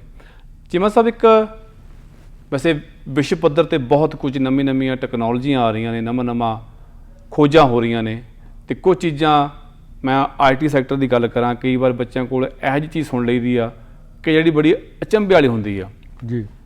ਤੇ ਕੁਝ ਇੱਕ ਨਵੇਂ ਨਾਮਾਂ ਦੇ ਵਿੱਚੋਂ ਇੱਕ ਨਵਾਂ ਜਿਹਾ ਨਾਮ ਸੁਣਿਆ ਮੈਂ ਵੱਖਰਾ ਜਿਹਾ, ਕਾਰਬਨ ਇੰਜੀਨੀਅਰਿੰਗ ਜੀ। ਮਕੈਨੀਕਲ ਇੰਜੀਨੀਅਰਿੰਗ ਸੁਣੀ ਸੀ, ਇਲੈਕਟ੍ਰੀਕਲ ਇੰਜੀਨੀਅਰਿੰਗ ਸੁਣੀ ਸੀ, ਇਹ ਕਾਰਬਨ ਇੰਜੀਨੀਅਰਿੰਗ ਕੀ ਸ਼ੋਸ਼ਾ ਜੀ? ਗਰੇਵਾਲ ਸਾਹਿਬ ਦੇਖੋ, ਜਿਹੜੀ ਆਪਾਂ ਪਹਿਲਾਂ ਵੀ ਗੱਲ ਕਰਕੇ ਹਟੇ ਹਾਂ ਕਿ ਐਨਵਾਇਰਨਮੈਂਟ ਉੱਤੇ ਬੜੀ ਵੱਡੀ ਜਿਹੜੀ ਹੈ ਇਸ ਵੇਲੇ ਵਰਲਡ ਦੇ ਵਿੱਚ ਇੱਕ ਬੜਾ ਵੱਡਾ ਇੱਕ ਚੈਲੰਜ ਸਾਰੇ ਵਰਲਡ ਦੇ ਅੱਗੇ ਹੈਗਾ ਕਿ ਕਿਵੇਂ ਆਪਾਂ ਜਿਹੜੀਆਂ ਗੈਸ ਐਮਿਸ਼ਨਸ ਹੈ ਉਹਨਾਂ ਨੂੰ ਕੰਟਰੋਲ ਕਰਨਾ। ਨੋ ਡਾਊਟ ਦੇਖੋ, ਜਿੰਨਾ ਵੀ ਚਾਹੇ ਪਲੇਨ ਚੱਲ ਰਹੇ ਨੇ, ਚਾਹੇ ਆਇਲ ਐਂਡ ਗੈਸ ਇੰਡਸਟਰੀ ਜਿਵੇਂ ਆਇਲ ਨਿਕਲ ਰਿਹਾ ਵਾ, ਜਾਂ ਹੋਰ ਇੰਡਸਟਰੀਜ਼ ਚੱਲ ਰਹੀਆਂ ਨੇ, ਤੇ ਇਹ ਸਾਰੀਆਂ ਇੰਡਸਟਰੀਜ਼ ਜਿਹੜੀਆਂ ਨੇ ਉਹ ਕਾਰਬਨ ਪ੍ਰੋਡਿਊਸ ਕਰਦੀਆਂ ਨੇ। ਸੋ ਐਟਮੋਸਫੇਅਰ ਦੇ ਵਿੱਚ ਜਿਹੜਾ ਕਾਰਬਨ ਡਾਈਆਕਸਾਈਡ ਜਿਹੜੀ ਉਹ ਐਡ ਹੁੰਦੀ ਜਾ ਰਹੀ ਆ। ਲੇਕਿਨ ਹੁਣ ਵਰਲਡ ਦੇ ਵਿੱਚ ਇਹ ਕਿਹਾ ਜਾ ਰਿਹਾ ਕਿ ਜਿਵੇਂ ਤੁਸੀਂ ਜਾਣਦੇ ਹੋ ਕਿ ਜਿਹੜੀ ਪੈਰਿਸ ਟ੍ਰੀਟੀ ਦੇ ਵਿੱਚ ਸਾਰੇ ਦੇ ਅਧੀਨ ਸਾਰੇ ਕੰਟਰੀਆਂ ਨੇ ਜਿਹੜਾ ਇਸ ਗੱਲ ਦਾ ਤਹਈਆ ਕੀਤਾ ਕਿ 2050 ਤੱਕ ਆਪਾਂ ਜਿਹੜਾ ਵਾ ਜ਼ੀਰੋ 'ਤੇ ਲੈ ਕੇ ਆਉਣਾ ਮਿਸ਼ਨਸ। ਲੇਕਿਨ ਹੁਣ ਕੁਐਸਚਨ ਇਹ ਉੱਠਦਾ ਵਾ ਕਿ ਜਿੰਨੀ ਇਸ ਵੇਲੇ ਆਲਰੇਡੀ ਜਿਹੜੇ ਐਟਮੋਸਫੇਅਰ ਦੇ ਵਿੱਚ ਕਾਰਬਨ ਡਾਈਆਕਸਾਈਡ ਦੀਆਂ ਜਿਹੜੀਆਂ ਗੈਸ ਹੈਗੀ ਆ, ਕਿ ਉਹਦੇ ਬਾਰੇ ਕਿਹਾ ਜਾ ਰਿਹਾ ਕਿ ਜੇ ਮੰਨ ਲਓ ਅੱਜ ਵੀ ਸਾਰੀ ਇੰਡਸਟਰੀ ਬੰਦ ਹੋ ਜਾਂਦੀ ਹੈ ਜਾਂ ਉਹ ਜ਼ੀਰੋ ਮਿਸ਼ਨ ਅੱਜ ਵੀ ਕਰ ਦਿੰਦੀਆਂ ਨੇ, ਤਾਂ ਵੀ ਇਹ ਪੋਸੀਬਲ ਨਹੀਂ ਹੈਗਾ ਕਿ 2050 ਤੱਕ ਜਿਹੜਾ ਵਾ ਆਪਾਂ ਜਿਹੜੀਆਂ ਗੈਸਿਸ ਜਿਹੜੀਆਂ ਉਹ ਜ਼ੀਰੋ 'ਤੇ ਲੈ ਆਵਾਂਗੇ। ਉਹਦਾ ਕਾਰਨ ਇਹ ਹੈ ਕਿ ਐਟਮੋਸਫੇਅਰ 'ਚ ਆਲਰੇਡੀ ਇੰਨੀ ਵੱਡੀ ਮਾਤਰਾ ਵਿੱਚ ਜਿਹੜੀਆਂ ਕਾਰਬਨ ਐਮਿਸ਼ਨਸ ਆਲਰੇਡੀ ਹੈਗੀਆਂ ਨੇ ਕਿ ਜਦੋਂ ਤੱਕ ਉਹਨਾਂ ਨੂੰ ਕੈਪਚਰ ਨਹੀਂ ਕੀਤਾ ਜਾਂਦਾ ਉਹਨਾਂ ਨੂੰ ਦੁਬਾਰਾ ਉਹਨੂੰ ਯੂਟੀਲਾਈਜ਼ ਨਹੀਂ ਕੀਤਾ, ਉਦੋਂ ਤੱਕ ਇਹ ਪੋਸੀਬਲ ਹੀ ਨਹੀਂ ਹੈਗਾ ਕਿ ਆਪਾਂ ਆਪਣੇ ਉਹ ਟਾਰਗੇਟ ਪੂਰੇ ਕਰ ਸਕਾਂਗੇ। ਸੋ ਜਿਵੇਂ ਤੁਸੀਂ ਗੱਲ ਕੀਤੀ ਹੈ ਕਾਰਬਨ ਇੰਜੀਨੀਅਰਿੰਗ ਦੀ, ਇਹ ਸਪੈਨਿਸ਼ BC ਦੇ ਵਿੱਚ ਜਿਹੜੀ ਕੰਪਨੀ ਹੈ ਜਿਹੜੀ ਉੱਥੇ ਇਹ ਪਲਾਂਟ ਜਿਹੜੇ ਆ ਪਲਾਨ ਕਰ ਰਹੀ ਹੈ। ਔਰ ਇਸ ਵੇਲੇ ਦੇਖੋ ਵਰਲਡ ਲੈਵਲ ਉੱਤੇ ਦੇਖੋ ਜਿੰਨੀ ਇਹਨਾਂ ਦਾ ਮੇਨ ਮਕਸਦ ਇਹ ਹੈਗਾ ਕਿ ਜਿਹੜੀ ਐਟਮੋਸਫੇਅਰ ਦੇ ਵਿੱਚ ਆਲਰੇਡੀ ਕਾਰਬਨ ਡਾਈਆਕਸਾਈਡ ਹੈਗਾ ਉਹਨੂੰ CCUS ਕਿਹਾ ਜਾਂਦਾ ਵਾ, ਕਾਰਬਨ ਨੂੰ ਕੈਪਚਰ ਕਰਨਾ ਜੀ, ਯੂਟੀਲਾਈਜ਼ ਕਰਨਾ ਔਰ ਜਿਹੜੀ ਬਚ ਜਾਣੀ ਉਹਨੂੰ ਸਟੋਰੇਜ ਕਰਨਾ। ਸੋ ਉਹਦੇ ਵਿੱਚ ਦੇਖੋ ਇਸ ਵੇਲੇ ਵਰਲਡ ਦੇ ਵਿੱਚ ਜਿਹੜੇ ਇਸ ਵੇਲੇ ਸਾਰੀ ਦੁਨੀਆ ਦੇ ਵਿੱਚ 26 ਦੇ ਕਰੀਬ ਜਿਹੜੇ ਆ ਇਹੋ ਜਿਹੇ ਪ੍ਰੋਜੈਕਟ ਆਲਰੇਡੀ ਚੱਲ ਰਹੇ ਆ। ਔਰ ਇਹ ਦੁਨੀਆ ਦੇ ਵਿੱਚ ਕੋਈ ਨਵੀਂ ਚੀਜ਼ ਨਹੀਂ ਹੈਗੀ, 1970 ਤੋਂ ਲੈ ਕੇ ਇਹ ਪ੍ਰੋਜੈਕਟ ਜਿਹੜੇ ਆ ਹੋਂਦ ਵਿੱਚ ਆ ਗਏ ਸੀਗੇ। ਲੇਕਿਨ ਪਿਛਲੇ 3 ਸਾਲਾਂ ਤੋਂ ਜਦੋਂ ਕਿ এনवायरमेंट ਦੇ ਉੱਤੇ ਜਿਹੜੇ ਵਾਈਲਡ ਫਾਇਰਸ ਵੱਧ ਗਈਆਂ ਨੇ, ਫਲੱਡ ਵੱਧ ਗਏ ਨੇ ਜਾਂ ਹੋਰ ਜਿਹੜੀਆਂ ਕੈਲੈਮਿਟੀਜ਼ ਆ ਰਹੀਆਂ ਨੇ, ਉਹਦੇ ਕਰਕੇ ਹੁਣ 3 ਸਾਲਾਂ ਤੋਂ ਇਸ ਇੰਡਸਟਰੀ ਵੱਲ ਜਿਹੜਾ ਲੋਕਾਂ ਦਾ ਇੰਟਰਸਟ ਜ਼ਿਆਦਾ ਹੋ ਗਿਆ। ਜਿਵੇਂ ਕਿ ਮੈਂ ਤੁਹਾਨੂੰ ਜ਼ਿਕਰ ਕੀਤਾ ਕਿ 26 ਦੇ ਕਰੀਬ ਜਿਹੜੇ ਅਲੱਗ-ਅਲੱਗ ਦੇਸ਼ਾਂ ਵਿੱਚ ਵਰਲਡ ਦੇ ਵਿੱਚ ਜਿਹੜੇ ਯੂਨਿਟ ਚੱਲ ਰਹੇ ਨੇ, ਉਹ ਲਗਭਗ 40 ਮਿਲੀਅਨ 40 ਲੱਖ ਜਿਹੜਾ ਮਿਲੀਅਨ ਮੈਟ੍ਰਿਕ ਟਨ ਜਿਹੜੀ ਕਾਰਬਨ ਡਾਈਆਕਸਾਈਡ ਆ ਉਹਨੂੰ ਕੈਪਚਰ ਕਰ ਰਹੇ ਨੇ। ਆਲਰੇਡੀ ਇਹ ਪ੍ਰੋਸੈਸ ਔਨ ਹੈ। ਹਾਂ, ਲੇਕਿਨ ਹੁਣ ਜੇ 2050 ਤੱਕ ਜ਼ੀਰੋ ਤੇ ਪਹੁੰਚਣਾ ਤਾਂ ਤੁਸੀਂ ਦੇਖੋ ਵੀ 26 ਤਾਂ ਆਲਰੇਡੀ ਚੱਲ ਰਹੇ ਨੇ, ਜਿਹੜੇ 37 ਹੋਰ ਪਲਾਂਟ ਨੇ ਉਹ ਵੱਖਰੀ ਡਿਵੈਲਪਮੈਂਟ ਸਟੇਜ ਦੇ ਵਿੱਚ ਆਲਰੇਡੀ ਚੱਲ ਰਹੇ ਨੇ, ਜਿਹੜੇ ਆਉਣ ਵਾਲੇ ਟਾਈਮ 'ਚ ਉਹ ਵੀ ਲੱਗ ਜਾਣਗੇ। ਲੇਕਿਨ ਉਹਨਾਂ ਦਾ ਇਹ ਕਹਿਣਾ ਕਿ ਜੇ ਇਹ ਪਲਾਂਟ ਜਿਹੜੇ ਆ ਅੱਜ ਜੇ 40 ਮਿਲੀਅਨ ਮੈਟ੍ਰਿਕ ਟਨ ਕੈਪਚਰ ਕਰ ਰਹੇ ਨੇ, ਜੇ ਇਹਨਾਂ ਨੂੰ 100 ਗੁਣਾ ਕਰਨਾ ਪਏਗਾ, 100 ਟਾਈਮਸ ਮੋਰ, ਜੇ ਆਪਾਂ ਚਾਹੁੰਦੇ ਹਾਂ ਕਿ 2050 ਦੇ ਵਿੱਚ ਜਿਹੜੀ ਆ ਜ਼ੀਰੋ ਟਾਰਗੇਟ 'ਤੇ ਪਹੁੰਚਿਆ ਜਾਵੇ। ਸੋ ਤੁਸੀਂ ਉਹਦੇ ਵਿੱਚ ਦੇਖੋ ਜਿਹੜੀ ਇਹ ਹੁਣ ਇਹ ਕੰਪਨੀ ਜਿਵੇਂ ਮੈਂ ਗੱਲ ਕੀਤੀ ਹੈ ਜਿਹੜੀ ਕਾਰਬਨ ਇੰਜੀਨੀਅਰਿੰਗ ਜਿਹੜੀ ਕੈਨੇਡੀਅਨ ਕੰਪਨੀ ਹੈ, ਇਹ ਜਿਹੜੇ ਪਲਾਂਟ ਡਿਜ਼ਾਈਨ ਕਰ ਰਹੀ ਆ ਆਉਣ ਵਾਲੇ ਟਾਈਮ ਦੇ ਵਿੱਚ ਜਿਹੜਾ ਇਹਨਾਂ ਦਾ ਜਿਹੜਾ ਅੱਗੇ ਜੋ ਪ੍ਰੋਜੈਕਟ ਨੇ ਉਹਦੇ ਵਿੱਚ ਇਹਨਾਂ ਨੇ ਆਉਣ ਵਾਲੇ ਟਾਈਮ ਦੇ ਵਿੱਚ ਅਮਰੀਕਾ ਦੇ ਵਿੱਚ ਪਲਾਂਟ ਲਾਉਣੇ ਆ, ਉਸ ਤੋਂ ਬਾਅਦ ਸਕਾਟਲੈਂਡ ਦੇ ਵਿੱਚ ਲਾਉਣਾ, ਔਰ ਬ੍ਰਿਟਿਸ਼ ਏਅਰਵੇਜ਼ ਜਿਹੜੀ ਬਹੁਤ ਵੱਡੀ ਏਅਰਲਾਈਨ ਆ ਉਹਦੀ ਵੀ ਇਹਨਾਂ ਨਾਲ ਗੱਲ ਚੱਲ ਰਹੀ ਆ। ਇਸ ਇੰਜੀਨੀਅਰਿੰਗ ਦੇ ਵਿੱਚ ਤੁਸੀਂ ਕਾਰਬਨ ਨੂੰ ਜਿਹੜਾ ਵਾ ਐਟਮੋਸਫੇਅਰ ਦੇ ਵਿੱਚੋਂ ਜਿਹੜਾ ਵਾ ਉਹਨੂੰ ਕੈਪਚਰ ਕੀਤਾ ਜਾਏਗਾ ਜੀ, ਉਹਨੂੰ ਯੂਟੀਲਾਈਜ਼ ਕੀਤਾ ਜਾਏਗਾ ਸਿੰਥੈਟਿਕ ਫਿਊਲਸ ਬਣਾਉਣ ਵਾਸਤੇ। ਸੋ ਜਿਹੜੇ ਸਿੰਥੈਟਿਕ ਫਿਊਲਸ ਹੈਗੇ ਨੇ ਉਹ ਫਿਰ ਜਦੋਂ ਦੁਬਾਰਾ ਉਹਨਾਂ ਨੂੰ ਯੂਜ਼ ਕਰੇਗਾ ਤਾਂ ਉਹਨਾਂ ਵਿੱਚੋਂ ਬਹੁਤ ਘੱਟ ਜਿਹੜੀ ਕਾਰਬਨ ਡਾਈਆਕਸਾਈਡ ਜਿਹੜੀ ਉਹ ਪੈਦਾ ਹੋਏਗੀ ਜੀ। ਸੋ ਇਹ ਬੜਾ ਵੱਡਾ ਪ੍ਰੋਜੈਕਟ ਹੈ। ਉਹਦੇ ਵਿੱਚ ਦੇਖੋ ਜਿਹੜੇ ਪਲਾਂਟ ਨੇ ਜਿਹੜੇ ਇਹ ਡਿਜ਼ਾਈਨ ਕਰ ਰਹੇ ਨੇ ਉਹ ਲਗਭਗ 1 ਮਿਲੀਅਨ ਮੈਟ੍ਰਿਕ ਟਨ ਜਿਹੜੀ ਉਹ ਕਾਰਬਨ ਜਿਹੜੀ ਹੈ ਐਟਮੋਸਫੇਅਰ ਦੇ ਵਿੱਚੋਂ ਕੈਪਚਰ ਕਰਨਗੇ। ਉਹ ਤੁਸੀਂ ਗਰੇਵਾਲ ਸਾਹਿਬ ਹੈਰਾਨ ਹੋਗੇ, ਜਿਹੜੀ ਇਹ ਪਲਾਂਟ ਜਿਹੜਾ 1 ਮਿਲੀਅਨ ਟਨ ਜਿਹੜੀ ਕੈਪਚਰ ਕਰੇਗਾ ਪਰ ਈਅਰ, ਉਹ ਲਗਭਗ 40 ਮਿਲੀਅਨ ਦਰਖਤ ਦੇ ਬਰਾਬਰ ਹੋਏਗਾ। ਵਾਓ, ਮਤਲਬ ਦੇਖੋ ਇੱਕ ਪਲਾਂਟ ਜਿਹੜੀ ਇੰਨੀ ਕਾਰਬਨ ਜਿਹੜੀ ਐਟਮੋਸਫੇਅਰ ਦੇ ਵਿੱਚੋਂ ਕੈਪਚਰ ਹੈਗਾ ਉਹ 40 ਲੱਖ ਦਰਖਤਾਂ ਦੇ ਬਰਾਬਰ ਗਿਣੀ ਜਾਏਗੀ। ਉਹਨੇ ਕੰਮ ਉਹ ਦਰਖਤ ਨਹੀਂ ਕਰ ਪਾ ਰਹੇ ਇੰਨੇ ਜਿੰਨਾ ਇਹ ਪਲਾਂਟ ਕਰੇਗਾ। ਔਰ ਜਾਂ ਦੂਜੇ ਤਰੀਕੇ ਨਾਲ ਕਹਿ ਲਓ ਕਿ ਜੇ ਦਰਖਤ ਨਹੀਂ ਤਾਂ 2 ਲੱਖ ਦੇ ਕਰੀਬ ਜੇ ਹਰ ਸਾਲ ਆਪਾਂ ਵਾਹੀਕਲ ਜਿਹੜੇ ਆ ਉਹਦੇ ਵਿੱਚੋਂ ਪਰ ਈਅਰ ਉਹਦੇ ਵਿੱਚੋਂ ਕੱਢ ਲਈਏ, ਜਿੰਨੇ ਵਰਲਡ ਦੇ ਵਿੱਚ ਇਸ ਵੇਲੇ ਚੱਲ ਰਹੇ ਉਹਨਾਂ ਦੇ ਬਰਾਬਰ ਜਿਹੜੀ ਹੈ ਦੇਖੋ ਕਾਰਬਨ ਜਿਹੜੀ ਆ ਇਹ ਜਿਹੜੀ ਉਹਨਾਂ ਜੋ ਕੈਪਚਰ ਕਰਕੇ ਉਹਨੂੰ ਯੂਟੀਲਾਈਜ਼ ਕਰਨ, ਪਹਿਲਾਂ ਤਾਂ ਉਹਨੂੰ ਯੂਟੀਲਾਈਜ਼ ਕਰਨਗੇ, ਜੇ ਯੂਟੀਲਾਈਜ਼ ਜਿੰਨੀ ਹੋਏਗੀ ਉਸ ਤੋਂ ਬਾਅਦ ਉਹਨੂੰ ਸਟੋਰੇਜ ਕਰਕੇ ਦੁਬਾਰਾ ਫਿਰ ਉਹਨੂੰ ਅੰਡਰਗਰਾਊਂਡ ਜਿਹੜਾ ਭੇਜਿਆ ਜਾਏਗਾ। ਸੋ ਇਹ ਬੜਾ ਵੱਡਾ ਇੱਕ ਇਨੀਸ਼ੀਏਟਿਵ ਜਿਹੜਾ ਵਾ ਉਹ ਇਸ ਕੰਪਨੀ ਲੈ ਰਹੀ ਹੈ। ਹੁਣ ਆਉਣ ਵਾਲੇ ਟਾਈਮ ਦੇ ਵਿੱਚ ਤੁਸੀਂ ਦੇਖੋਗੇ ਕਿਵੇਂ ਇਹਦੇ ਵਿੱਚ ਕਿੰਨੀ ਇਨਵੈਸਟਮੈਂਟ ਹੋਏਗੀ। ਔਰ ਇਹ ਕਿਹਾ ਜਾ ਰਿਹਾ ਕਿ 2 ਤੋਂ 3 ਸਾਲਾਂ ਦੇ ਵਿੱਚ ਜਿਹੜੀ ਇੰਡਸਟਰੀ ਆ ਆਲਮੋਸਟ 9 ਬਿਲੀਅਨ ਦੇ ਕਰੀਬ ਜਿਹੜੀ ਹੋ ਜਾਏਗੀ। ਤੁਸੀਂ ਜ਼ਿਕਰ ਕੀਤਾ ਇਸ ਇੰਡਸਟਰੀ ਵੱਲੋਂ ਕੁਝ ਕੰਟਰੀਆਂ ਦੇ ਵਿੱਚ ਆਪਣੇ ਪਲਾਂਟ ਲਾਉਣ ਦਾ ਜੀ, ਤੇ ਵਿਸ਼ਵ ਦੇ ਕਿਹੜੇ ਕੰਟਰੀ ਆ ਜਿਹੜੇ ਕਾਰਬਨ ਪੈਦਾ ਕਰਨ ਦੇ ਵਿੱਚ ਮੋਹਰੀ ਆ, ਤੇ ਉਹਨਾਂ ਕੰਟਰੀਆਂ ਵਿੱਚ ਇਸ ਇੰਜੀਨੀਅਰਿੰਗ ਨੂੰ ਦੇ ਕੋਈ ਭਵਿੱਖ ਦੇ ਕੋਈ ਲੱਗਦਾ ਪਲਾਂਟ ਲੱਗਣਗੇ? ਦੇਖੋ ਗਰੇਵਾਲ ਸਾਹਿਬ ਬੜੀ ਵਧੀਆ ਤੁਸੀਂ ਗੱਲ ਕੀਤੀ ਆ। ਉਹਦੇ ਵਿੱਚ ਹੁਣ ਜਿਹੜੀ ਲੇਟੈਸਟ ਕ੍ਰਾਈਸਿਸ ਆ ਰਿਹਾ, ਮੈਂ ਇੱਕ ਨਿਊਜ਼ ਪੜ੍ਹ ਰਿਹਾ ਸੀਗਾ ਕਿ ਜਿਹੜੇ ਚਾਈਨਾ ਔਰ ਇੰਡੀਆ, ਨੋ ਡਾਊਟ ਤੁਸੀਂ ਦੇਖੋ ਕੈਨੇਡਾ ਦੇ ਵਿੱਚ ਜਿਹੜੇ ਕੋਲ ਪਲਾਂਟ ਸੀ ਇਹ ਹੌਲੀ ਹੌਲੀ ਬੰਦ ਕਰ ਦਿੱਤੇ ਗਏ ਆ, ਲੇਕਿਨ ਅੱਜ ਵੀ ਜਿਹੜਾ BC ਦੇ ਵਿੱਚ ਸਪਾਰਵੁੱਡ ਦੇ ਵਿੱਚ ਕੋਲਾ ਨਿਕਲ ਰਿਹਾ ਉਹ ਸਾਰਾ ਕੋਲਾ ਜਿਹੜਾ ਐਕਸਪੋਰਟ ਹੋ ਰਿਹਾ ਚਾਈਨਾ ਨੂੰ ਜੀ। ਸੋ ਚਾਈਨਾ ਵਿੱਚ ਅੱਜ ਵੀ ਕਾਫੀ ਵੱਡੀ ਜਿਹੜੀ ਪਾਵਰ ਜਿਹੜੀ ਇਲੈਕਟ੍ਰੀਸਿਟੀ ਪੈਦਾ ਕੀਤੀ ਜਾਂਦੀ ਹੈ ਉਹ ਕੋਲ ਦੇ ਪਲਾਂਟ ਤੋਂ ਕੀਤੀ ਜਾਂਦੀ ਹੈ। ਔਰ ਇੰਡੀਆ ਵਰਗੇ ਕੰਟਰੀ 'ਚ 70% ਜਿਹੜੀ ਬਿਜਲੀ ਆ ਉਹ ਜਿਹੜੇ ਕੋਲੇ ਤੋਂ ਪੈਦਾ ਕੀਤੀ ਜਾ ਰਹੀ ਹੈ। ਸੋ ਇਹਨਾਂ ਕੰਟਰੀਆਂ ਦੇ ਵਿੱਚ ਅੱਜ ਵੀ ਇਹ ਬੜਾ ਵੱਡਾ ਕ੍ਰਾਈਸਿਸ ਹੈ। ਲੇਕਿਨ ਪ੍ਰੋਬਲਮ ਇਹ ਆਈ ਹੈ ਕਿ ਹੁਣ ਪ੍ਰੈਜੈਂਟਲੀ ਵਰਲਡ ਦੇ ਵਿੱਚ ਇੱਕ ਐਨਰਜੀ ਕ੍ਰਾਈਸਿਸ ਆ ਗਿਆ ਵਾ, ਕਿਉਂਕਿ ਇਹ ਕਿਹਾ ਜਾ ਰਿਹਾ ਸੀਗਾ ਕਿ ਜਦੋਂ ਕੋਲੇ ਤੋਂ ਆਪਾਂ ਰੀਨਿਊਏਬਲ ਐਨਰਜੀ ਵੱਲ ਜਾਣਾ ਤਾਂ ਉਹਦੇ ਵਿੱਚ ਇੱਕ ਜਿਹੜਾ ਮੈਡੀਏਟਰ ਹੈਗਾ ਵਾ ਜਾਂ ਟ੍ਰਾਂਜਿਟਰੀ ਮੋਡ ਹੈਗਾ ਉਹ ਨੈਚੁਰਲ ਗੈਸ ਹੈ। ਲੇਕਿਨ ਨੈਚੁਰਲ ਗੈਸ ਦੇ ਜਿਹੜੇ ਸਟਾਕਸ ਨੇ ਯੂਰਪੀਅਨ ਯੂਨੀਅਨ ਵਿੱਚ ਜਿਹੜੀ ਪਿਛਲੀ ਵਿੰਟਰ ਆਈ ਸੀਗੀ ਉਹਦੇ ਵਿੱਚ ਕਾਫੀ ਘਟ ਗਏ ਨੇ, ਕਿਉਂਕਿ ਵਿੰਟਰ ਬੜੀ ਹਾਰਸ਼ ਸੀਗੀ। ਹੁਣ ਇਹ ਫਿਰ ਕਿਹਾ ਜਾ ਰਿਹਾ ਕਿ ਜਿਹੜੀ ਅਗਲੀ ਵਿੰਟਰ ਆ ਉਹ ਵੀ ਕਾਫੀ ਜਿਹੜੀ ਸਖਤ ਹੋਵੇਗੀ। ਸੋ ਉਹਦੇ ਕਰਕੇ ਜਿਹੜਾ ਐਨਰਜੀ ਕ੍ਰਾਈਸਿਸ ਆਇਆ ਚਾਈਨਾ ਔਰ ਯੂਰਪੀਅਨ ਯੂਨੀਅਨ ਦੇ ਵਿੱਚ, ਉਹਦੇ ਕਰਕੇ ਕੀ ਹੋਇਆ ਕਿ ਹੁਣ ਆਇਲ ਦੀ ਡਿਮਾਂਡ ਵੱਧ ਗਈ ਆ। ਹੁਣ ਜਿਹੜਾ ਆਇਲ ਆ ਉਹ $90 ਦੇ ਲਗਭਗ ਪਹੁੰਚਣ ਵਾਲਾ, ਜੋ ਇਸ ਵੇਲੇ ਜੋ ਪ੍ਰੋਡਕਸ਼ਨ ਆ ਰਹੀ ਹੈ ਕਿ ਨਵੰਬਰ ਦੇ ਐਂਡ ਦੇ ਵਿੱਚ ਹੋ ਸਕਦਾ ਆਇਲ $90 ਨੂੰ ਕ੍ਰੋਸ ਕਰ ਜੇ। ਲਾਸਟ ਵੀਕ ਮੇਰੇ ਖਿਆਲ 2014 ਦੇ ਹਾਈਐਸਟ ਲੈਵਲ $87 ਨੂੰ ਟੱਚ ਕਰ ਗਿਆ ਸੀਗਾ ਜੀ। ਔਰ ਈਅਰ ਐਂਡ ਦੇ ਵਿੱਚ ਇਹ ਪ੍ਰੋਡਕਸ਼ਨ ਕੀਤੀ ਜਾ ਰਹੀ ਹੈ ਕਿ ਹੋ ਸਕਦਾ ਹੈ $100 ਨੂੰ, ਕਿਉਂਕਿ ਜਿਹੜੇ ਵਰਲਡ ਵਾਈਡ ਇਨਵੈਂਟਰੀਜ਼ ਨੇ ਆਇਲ ਦੀਆਂ ਕਾਫੀ ਘਟ ਗਈਆਂ ਨੇ। ਸੋ ਇਹ ਕਈ ਕੰਟਰੀ ਅਜੇ ਵੀ ਜਿਹੜੇ ਕੋਲੇ ਤੇ ਡਿਪੈਂਡੈਂਟ ਹੈਗੇ ਨੇ, ਸੋ ਉਹਨਾਂ ਵਿੱਚੋਂ ਜਿਹੜੀ ਕਾਰਬਨ ਕੀ CO2 ਨਿਕਲ ਰਹੀ ਹੈ ਉਹ ਹੈ ਉਹਨਾਂ ਲਈ ਇੱਕ ਜਿਹੜੀ ਆ ਕਾਫੀ ਵੱਡੀ, ਉਹਨਾਂ ਨੂੰ ਵੀ ਉਸ ਬਾਰੇ ਸੋਚਣਾ ਪਏਗਾ ਵੀ ਆਪਾਂ ਵੀ ਕੋਈ ਇਹੋ ਜਿਹੇ ਪਲਾਂਟ ਲਾ ਕੇ ਜਾਂ ਆਪਾਂ ਗ੍ਰੀਨ ਐਨਰਜੀ ਦੇ ਜਿਹੜੇ ਅਦਰ ਰਿਸੋਰਸਿਸ ਨੇ ਜਿਵੇਂ ਰੀਨਿਊਏਬਲ ਐਨਰਜੀ ਆ ਉਹਦੇ ਵੱਲ ਜਿਹੜਾ ਵਾ ਕਨਵਰਟ ਕੀਤਾ ਜਾਵੇ। ਮੈਂ ਵੀ ਦੇਖਦਾ ਚਿਮਾ ਸਾਹਿਬ ਜਦੋਂ ਕਦੇ ਕਦੇ ਵੈਨਕੂਵਰ ਜਾਣ ਦਾ ਮੌਕਾ ਮਿਲਦਾ, ਖਾਸ ਕਰਕੇ ਕੈਲਗਰੀ ਐਡਮਿੰਟਨ ਵਿੱਚ ਤਾਂ ਇਹੋ ਜਿਹਾ ਦੇਖਣ ਨੂੰ ਘੱਟ ਮਿਲਦਾ ਹੈਗਾ। ਜਿਹੜੀਆਂ ਹਾਈਬ੍ਰਿਡ ਗੱਡੀਆਂ ਨੇ ਉਹਨਾਂ ਵਾਸਤੇ ਵੱਖਰੀ ਲੇਨਸ ਹਨ। ਇਹ ਵਰਲਡ ਦੇ ਬਹੁਤ ਸਾਰੇ ਕੰਟਰੀਜ਼ ਵਿੱਚ ਹੋ ਚੁੱਕਿਆ ਹੈ। ਇੱਕ ਤਾਂ ਉਹ ਫਾਸਟ ਲੇਨ ਨੂੰ ਐਨਕਰੇਜ ਕਰਦੇ ਆ, ਨਾਲ ਦੀ ਨਾਲ ਵੀ ਜੇ ਤੁਹਾਡੇ ਕੋਲ ਇਹੋ ਜਿਹੀ ਗੱਡੀ ਹੈ ਜਿਹੜੀ ਕਾਰਬਨ ਘੱਟ ਪੈਦਾ ਕਰਦੀ ਹੈ ਜੀ, ਤੁਹਾਡੇ ਕੋਲ ਇਲੈਕਟ੍ਰਿਕ ਕਾਰ ਹੈ, ਉਹ ਤੁਹਾਨੂੰ ਉਤਸ਼ਾਹਿਤ ਕਰਦਾ ਕਿ ਤੁਸੀਂ ਇਹ ਗੱਡੀ ਲੈ ਲਓਗੇ ਤੁਹਾਨੂੰ ਇੱਕ ਫਾਸਟ ਲੇਨ ਮਿਲੇਗੀ। ਖੈਰ ਇਹ ਬਹੁਤ ਵੱਡਾ ਵਿਸ਼ਾ ਹੈ ਤੇ ਇਹਨਾਂ ਅਹਿਮ ਖਬਰਾਂ ਦੇ ਵਿੱਚ ਆਪਾਂ ਦਰਸ਼ਕਾਂ ਨਾਲ ਇੱਕ ਰੌਚਕ ਜਿਹੀ ਖਬਰ ਵੀ ਸਾਂਝੀ ਕਰ ਲਈਏ ਜੀ। ਪਤਾ ਲੱਗਿਆ ਜੀ ਕਿ ਬੋਸਟਨ ਦੇ ਵਿੱਚ ਇੱਕ ਡਾਕਟਰ ਨੂੰ ਕਹਿੰਦੇ ਵੀ ਆਪਰੇਸ਼ਨ ਦੌਰਾਨ ਹੀ ਨੀਂਦ ਆ ਗਈ ਜੀ। ਡਾਕਟਰ ਬੜਾ ਇੱਕ ਕਹਿ ਲਓ ਵੀ ਜ਼ਿੰਮੇਵਾਰਾਨਾ ਜਿਹੜਾ ਵਤੀਰਾ ਹੁੰਦਾ ਉਹਨਾਂ ਦਾ ਮੰਨਿਆ ਜਾਂਦਾ, ਖਾਸ ਕਰ ਜਦੋਂ ਉਹਨਾਂ ਨੇ ਮਰੀਜ਼ ਦਾ ਆਪਰੇਸ਼ਨ ਕਰਨ ਜਾਣਾ ਹੈਗਾ। ਸੋ ਆਪਰੇਸ਼ਨ ਕਰਨ ਤੋਂ ਪਹਿਲਾਂ ਨੀਂਦ ਦਾ ਆਉਣਾ ਇਹ ਨਵੀਂ ਜਿਹੀ ਗੱਲ ਸੁਣੀ ਹੈ ਕੁਛ।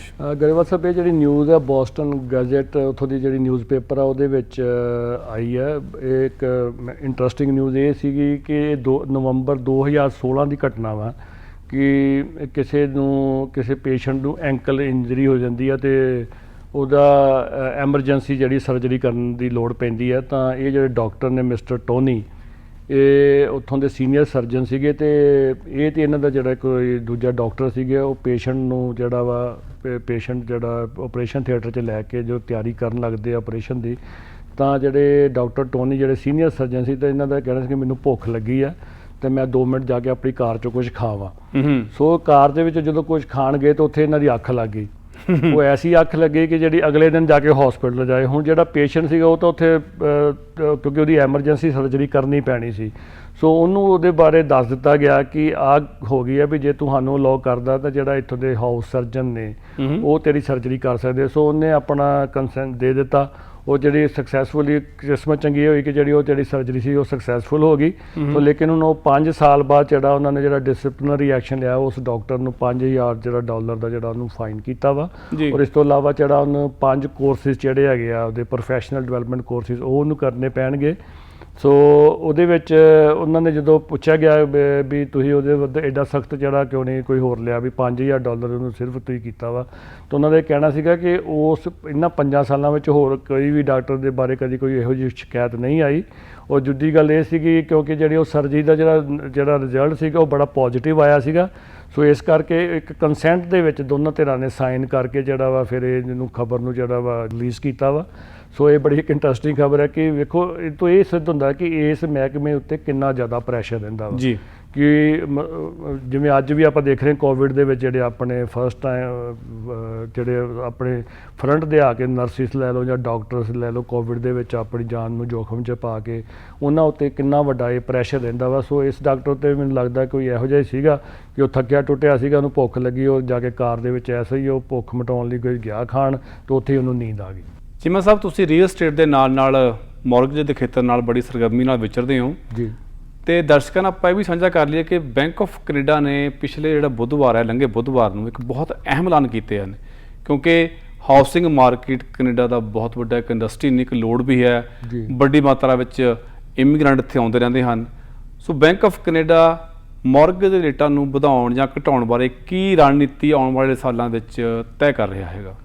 ਗਰੇਵਾਲ ਸਾਹਿਬ ਲੰਘੇ ਬੁੱਧਵਾਰ 27 ਅਕਤੂਬਰ ਨੂੰ ਜਦੋਂ ਬੈਂਕ ਆਫ ਕੈਨੇਡਾ ਦੀ ਜਿਹੜੀ ਮੰਥਲੀ ਮੀਟਿੰਗ ਦੇ ਵਿੱਚ ਉਹਨਾਂ ਨੇ ਜਿਹੜੀ ਪ੍ਰੈਸ ਕਾਨਫਰੰਸ ਕੀਤੀ, ਉਹਦੇ ਵਿੱਚ ਉਹਨਾਂ ਨੇ ਕਿਹਾ ਕਿ ਜਿਹੜੇ ਓਵਰਨਾਈਟ ਲੈਂਡਿੰਗ ਰੇਟ ਜਿਹੜੇ ਮਾਰਚ 2020 ਤੋਂ ਹੀ %, ਜਿਹੜਾ 0.25% ਹੈਗਾ ਵਾ, ਉਹਨਾਂ ਨੇ ਕਿਹਾ ਕਿ ਅਜੇ ਉਹੀ ਉਹਨਾਂ ਵਿੱਚ ਕੋਈ ਉਹਨਾਂ ਨੇ ਚੇਂਜ ਨਹੀਂ ਕੀਤੀ। ਲੇਕਿਨ ਨਾਲ ਹੀ ਉਹਨਾਂ ਨੇ ਇੱਕ ਪਾਲਿਸੀ ਸਟੇਟਮੈਂਟ ਹੋਰ ਜਾਰੀ ਕੀਤੀ ਹੈ, ਜਿਹਦੇ ਤੋਂ ਇਹ ਹਿੰਟ ਆ ਰਿਹਾ ਕਿ ਜਿਵੇਂ ਆਪਾਂ ਪਹਿਲੇ ਵੀ ਕਈ ਵਾਰੀ ਜ਼ਿਕਰ ਕੀਤਾ ਵਾ ਕਈ ਪ੍ਰੋਗਰਾਮਾਂ ਵਿੱਚ ਕਿ ਜਿਹੜਾ ਰੇਟ ਆਫ ਇੰਟਰਸਟ ਹੈਗੇ ਆ ਉਹ ਨੈਕਸਟ ਈਅਰ ਜਦੋਂ ਪਹਿਲਾਂ ਜਿਹੜੀਆਂ ਹਿੰਟ ਆ ਰਹੇ ਸੀਗੇ ਪਾਲਿਸੀ ਸਟੇਟਮੈਂਟ ਜਿਹੜੀਆਂ ਬੈਂਕ ਆਫ ਕੈਨੇਡਾ ਉਹ ਇਹ ਕਹਿ ਰਹੀਆਂ ਸੀ ਕਿ 2022 ਦਾ ਜਿਹੜਾ ਸੈਕੰਡ ਹਾਫ ਹੈ ਉਹਦੇ ਵਿੱਚ ਜਿਹੜੇ ਓਵਰਨਾਈਟ ਲੈਂਡਿੰਗ ਰੇਟ ਵਧਣੇ ਸ਼ੁਰੂ ਹੋ ਸਕਦੇ ਆ। ਲੇਕਿਨ ਇਸ ਪਾਲਿਸੀ ਸਟੇਟਮੈਂਟ ਦੇ ਵਿੱਚ ਉਹਨਾਂ ਨੇ ਉਹਦੇ ਤੋਂ ਹੁਣ ਇੱਕ ਬੜੀ ਵੱਡੀ ਇਹਦੇ ਵਿੱਚ ਚੇਂਜ ਲੈਣ ਦੀ ਹੈ, ਜਿਹਦੇ ਵਿੱਚ ਉਹਨਾਂ ਨੇ ਕਿਹਾ ਵਾ ਕਿ ਇਹ ਉਹਨਾਂ ਨੇ ਉਸ ਟਾਈਮ ਨੂੰ ਪ੍ਰੀਪੋਨ ਕਰ ਦਿੱਤਾ ਵਾ। ਉਹਨਾਂ ਦਾ ਇਹ ਕਹਿਣਾ ਕਿ ਜਿਹੜੇ ਓਵਰਨਾਈਟ ਲੈਂਡਿੰਗ ਰੇਟ ਹੈ ਉਹ ਜਿਹੜੇ ਨੈਕਸਟ ਈਅਰ ਦੇ ਜਿਹੜੇ ਮਿਡਲ ਜਿਹੜੇ ਕੁਆਟਰਸ ਹੈਗੇ ਨੇ ਉਹਨਾਂ ਵਿੱਚ ਜਿਹੜੇ ਆ ਵੱਧ ਸਕਦੇ ਆ। ਸੋ ਉਹਦੇ ਵਿੱਚ ਇਹਦਾ ਮਤਲਬ ਇਹ ਹੈ ਕਿ ਅਰਲੀ ਤੋਂ ਅਰਲੀ ਅਪ੍ਰੈਲ ਦਾ ਜਿਹੜਾ ਛਮਾਈ ਸ਼ੁਰੂ ਹੁੰਦੀ ਆ ਉਹਦੇ ਵਿੱਚ ਜਿਹੜੇ ਆ ਰੇਟ ਆਫ ਇੰਟਰਸਟ ਜਿਹੜੇ ਆ ਉਹ ਵੱਧ ਸਕਦੇ ਨੇ ਜੀ। ਸੋ ਅਗਰ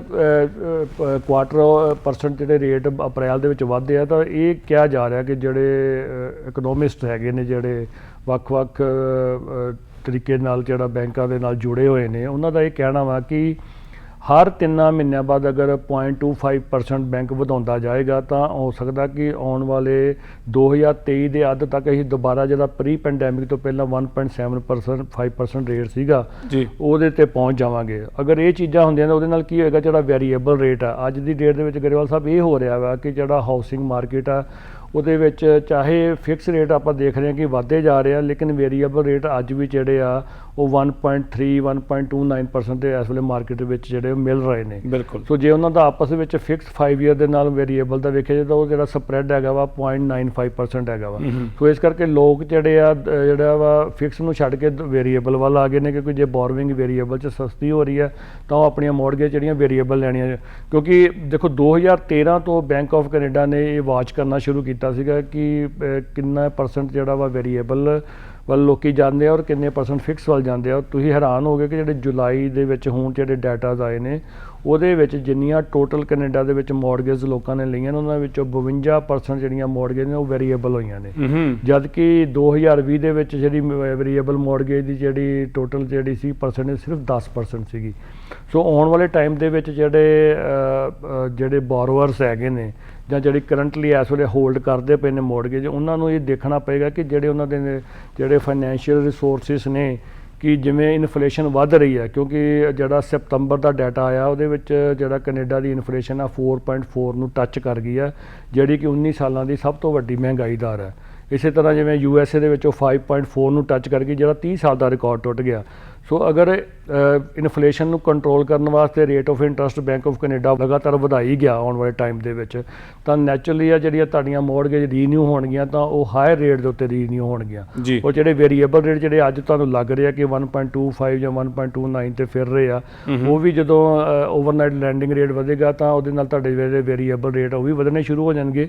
ਖਾਸ ਕਰਕੇ ਜਿਹਦੇ ਨਾਲ ਲੋਕਾਂ ਨੇ home equity line of credit ਲਈਆਂ ਨੇ ਉਹਨਾਂ ਦੇ, ਕਿਉਂਕਿ ਉਹ ਵੀ ਵੇਰੀਏਬਲ ਦੇ ਉੱਤੇ ਡਿਪੈਂਡ ਕਰਦੀਆਂ ਨੇ ਕਿ ਜੇ ਵੇਰੀਏਬਲ ਰੇਟ ਵਧੇਗਾ ਤਾਂ ਨੈਚੁਰਲੀ ਤੁਹਾਡੀ ਜਿਹੜਾ ਵਾ ਤੁਹਾਡੇ ਬੋਰੋਵਿੰਗ ਜਿਹੜੀ ਆ ਕੋਸਟ ਵੱਧਦੀ ਜਾਏਗੀ ਜੀ। ਸੋ ਆਉਣ ਵਾਲੇ ਟਾਈਮ ਦੇ ਵਿੱਚ ਤੁਹਾਨੂੰ ਇਹ ਵੇਖਣਾ ਪਏਗਾ ਕਿ ਤੁਹਾਡੇ ਫਾਈਨੈਂਸ਼ੀਅਲ ਰਿਸੋਰਸਿਸ ਤੁਹਾਨੂੰ ਅਲਾਓ ਕਰਦੇ ਨੇ ਕਿ ਅਗਰ ਇਹ ਰੇਟ ਆਫ ਇੰਟਰਸਟ ਇਸ ਤਰ੍ਹਾਂ ਵੱਧਦਾ ਜਾਂਦਾ ਵਾ ਲਗਾਤਾਰ ਤਾਂ ਤੁਹਾਡੀ ਜਿਹੜੀ ਕਿਸ਼ਤ ਵਧ ਜਾਏਗੀ ਕਿ ਤੁਸੀਂ ਉਹਨੂੰ ਅਫੋਰਡ ਕਰ ਸਕਦੇ ਹੋ। ਸੋ ਉਹਦੇ ਵਿੱਚ ਆਮ ਤੌਰ 'ਤੇ ਜਿਹੜਾ ਇਕਨੋਮਿਸਟ ਦਾ ਇਹ ਕਹਿਣਾ ਹੈ ਕਿ ਜਿਹੜੇ ਅੱਜ ਵੇਰੀਏਬਲ ਰੇਟ 'ਤੇ ਬੈਠੇ ਆ ਉਹਨਾਂ ਨੂੰ ਆਉਣ ਵਾਲੇ ਟਾਈਮ ਦੇ ਵਿੱਚ ਜਲਦੀ ਇਹ ਡਿਸੀਜਨ ਲੈ ਲੈਣਾ ਚਾਹੀਦਾ ਕਿ ਵੇਰੀਏਬਲ ਨੂੰ ਫਿਕਸ ਕਰਾ ਲੈਣ ਜੀ।